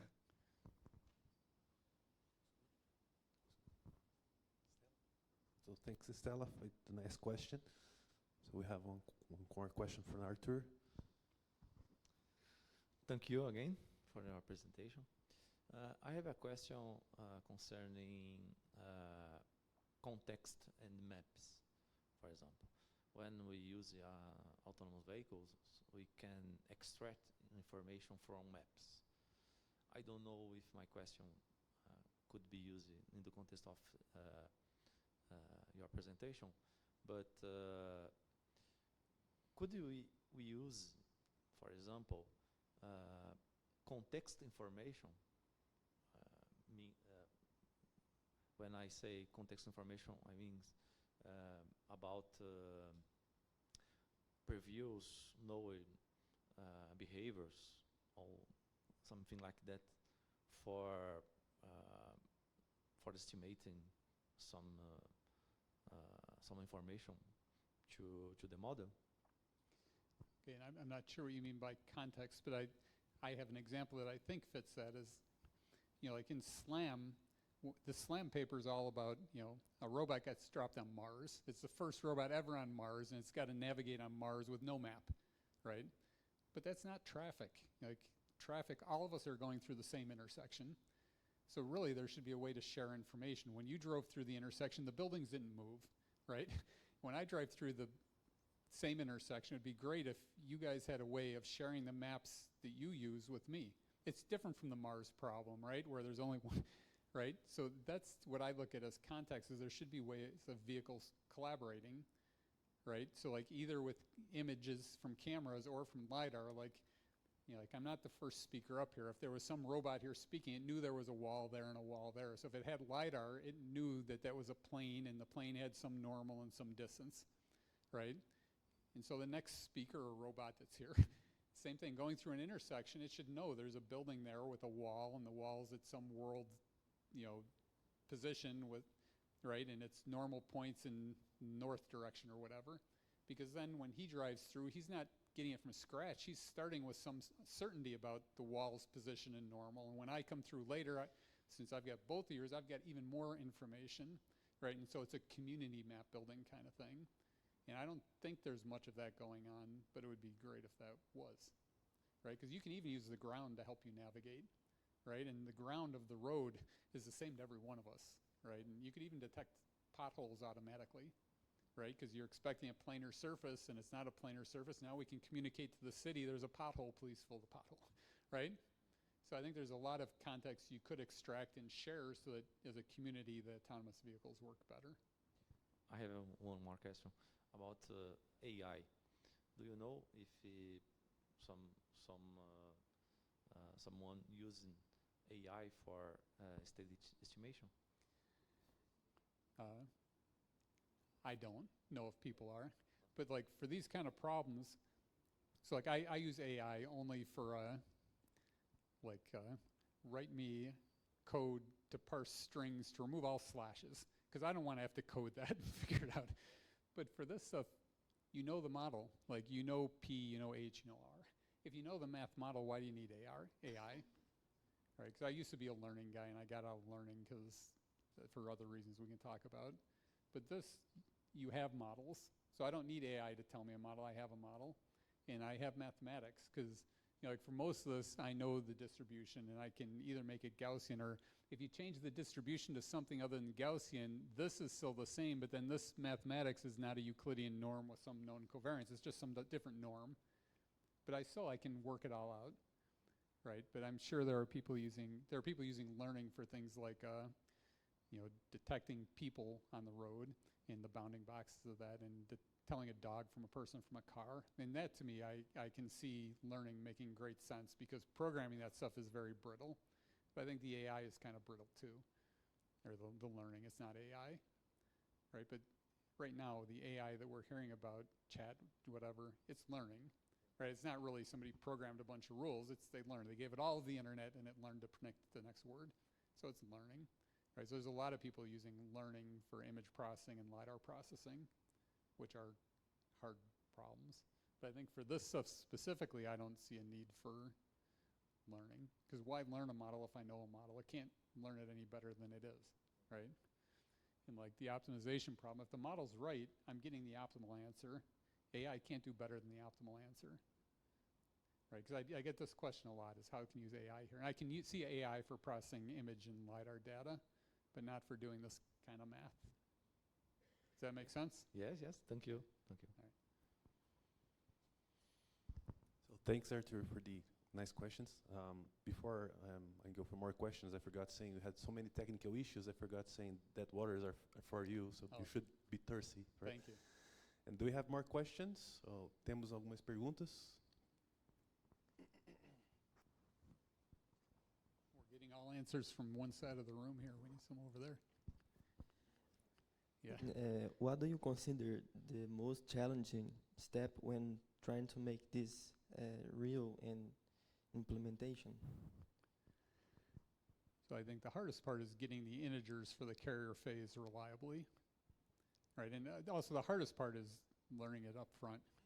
Any problem, once you learn it, it's much easier. But when you're learning it, it's very hard, right? And are you a student? Yeah. Because like I like to tell my students, they're good at tennis or something, right? And it's like, well, did you get good at tennis day one? No, you practiced for 20 years and now you're good at tennis. Well, it's the same thing with math. When you're learning it, it's hard. But once you know it, it's not hard, right? But to me, I think the thing I have least confidence in is knowing that the state is right, right? Because the mathematics is doing what mathematics does. It's optimizing. But do I know what's right? Would I get into the autonomous car if the autonomous car pulled up here, right? That's harder because you've got to trust. You've got all your mathematics doing its thing, but you've got to trust. And the integers is the hardest part of the problem, right? Because you're trying to get the exact integer and know that it's correct. Does that make sense? Yes, thank you. Okay.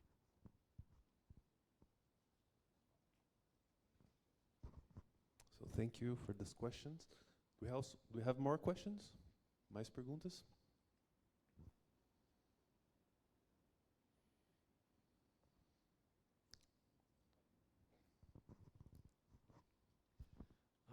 How do you see the use of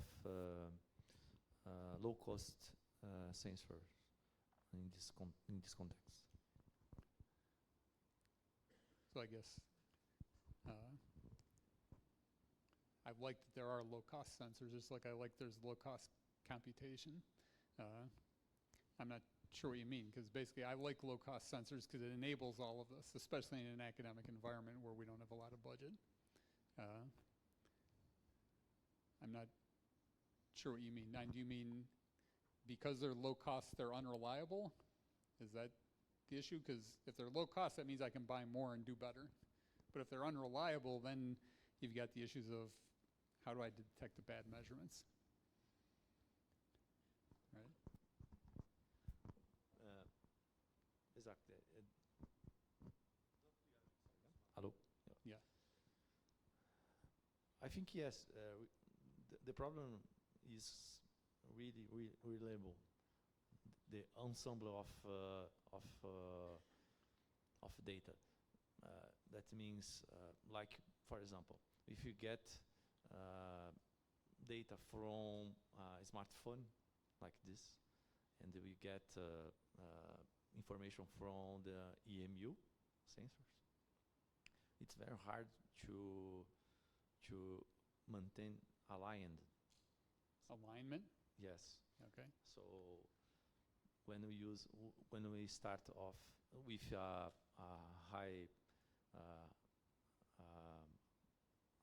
a sensor like we use in autonomous vehicle, it's more feasible. But when we use a smartphone for estimating the position of a driver or something like that, it's very hard to get a good result, for example. So I don't know if we can really use this kind of sensor for all type of applications.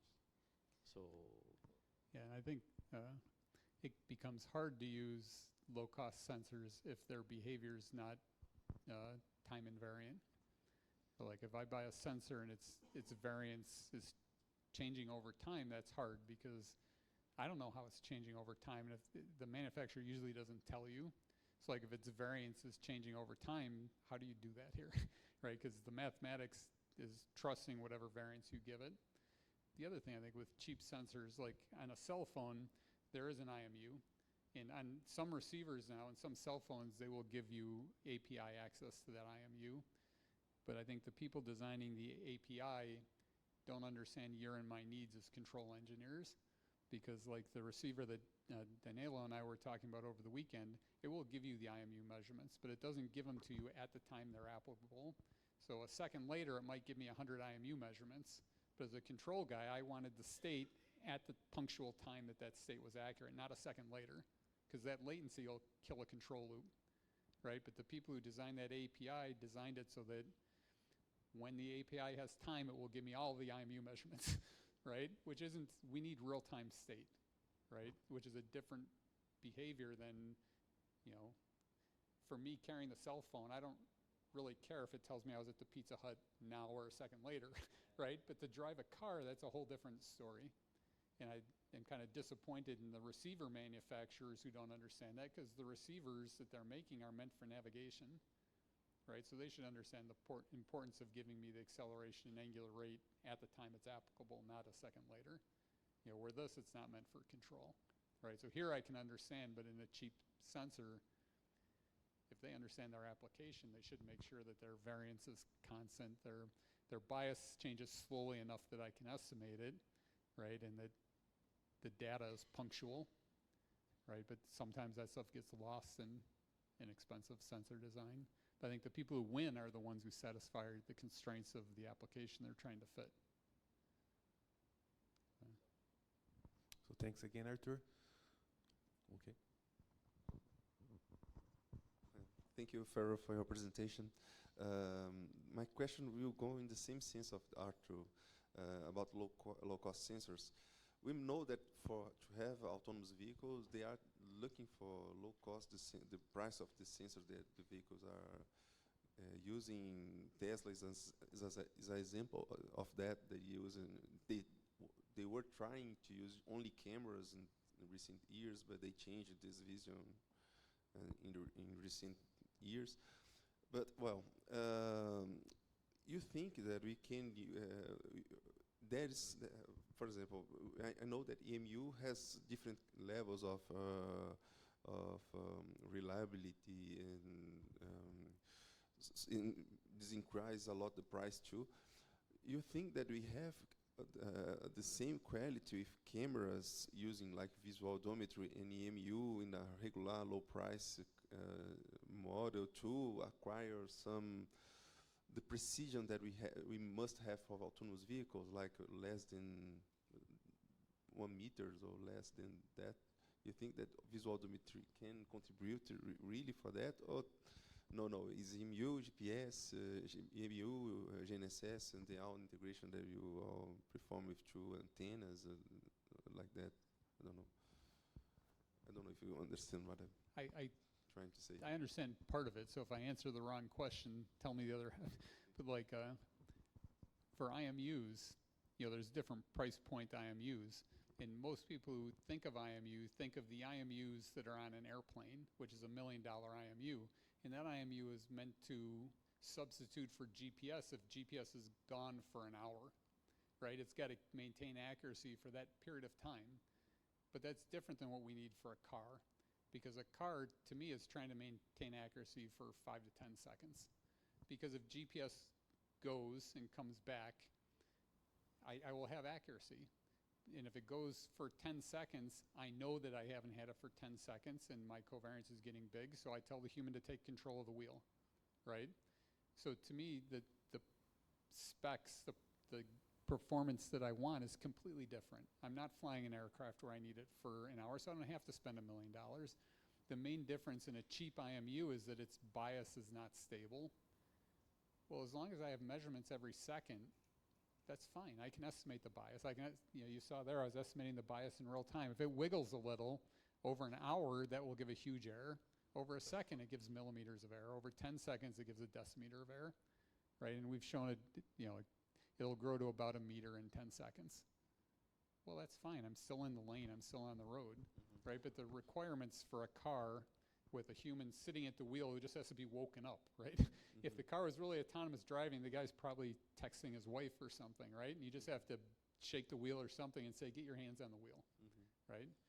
And I don't know cameras as well, but like the guy whose data I showed you from a camera, like his main things were the phone on here, it samples sequentially, so it doesn't give you all the bits at once. It gives you bit. So the bit down here is at a different time than the bit up here, right? And if your cell phone is rotating like this, that's giving you rotational distortion, right? Because if you treat it all as happening at the same time, at the end you're seeing that column, where at the beginning you couldn't see that column. So you're going to see this column going like that, right? And if you want to use this cheap cell phone camera for navigation, you have to compensate for that. So if you look at his papers, he's estimating the delays per pixel, in the thing to compensate for the pixel delays on a camera, so that he can rectify that rotational error due to the fact that it's, so again, to me, that's a great math problem, right? And he did it, right? And he compensated all these delays, and that's how he gets like 8% of distance traveled on a cell phone over driving around a city. You know, because to me, if you understand that the sensors are cheap, so they have errors, but if you understand the errors and the model of the errors, you can then come back to mathematics and figure out how to fix the errors. Well, that's a great student thesis of the project. And you know, he did get hired by Facebook to do virtual reality stuff for whatever Facebook does, because he had great math and he applied it and it works, right? He didn't just do math and do math, right? He did math and showed that it works and got hired away. Thank you. I got it. So one more shot, less questions. Do we still have questions? Perguntas?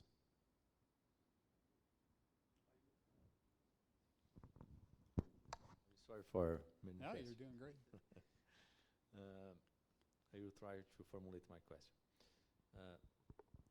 When we consider a vehicle, we have a set of possibilities in front. That means if you look to the kinematics constraints and into the dynamics possibilities. My question is, can I use those information for give a feedback for this kind of system? That means the vehicle goes to a position, and that position is in a set of possibilities. So how can I use this information in front of me? You know, I'm trying to understand what you mean by a set of possibilities. Do you mean like if this is a four-wheeled vehicle, it can't move sideways, so it's a constraint? In the same sense, it's driving on a surface, so it can't move up. It can only move forward. And yeah, you can build those things in, and he's got a book he could point you to.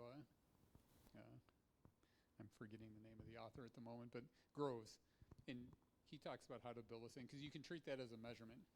You know, like basically you could at every time step enforce the non-holonomic constraint, right? That my rear wheels cannot move sideways. And you can enforce that as a measurement at every time step. And there's even automotive manufacturers tried to do INS with one accelerometer pointed forward, because they knew it couldn't accelerate up and down. It couldn't. But you know, if you imagine that going up a hill, that one accelerometer, if I'm sitting still, is going to be saying you're accelerating, right? Because pitch is pointing that way, right? So with one accelerometer, you've got no way to compensate pitch. And you could say, well, I'll put a gyro there to sense pitch, but the gyro is going to drift, right? So the auto manufacturers have tried to use one-dimensional accelerometer and I think two-dimensional gyros and do it. I think it's hard, and the sensor price they're getting so cheap. Why? This has a three-dimensional IMU on it, so why worry about dropping the cost of the IMU? But yeah, you can bring in non-holonomic constraints for both altitude and side motion. Yeah. Thank you so much. So do you have more questions? Nope. So let's thank one more time Professor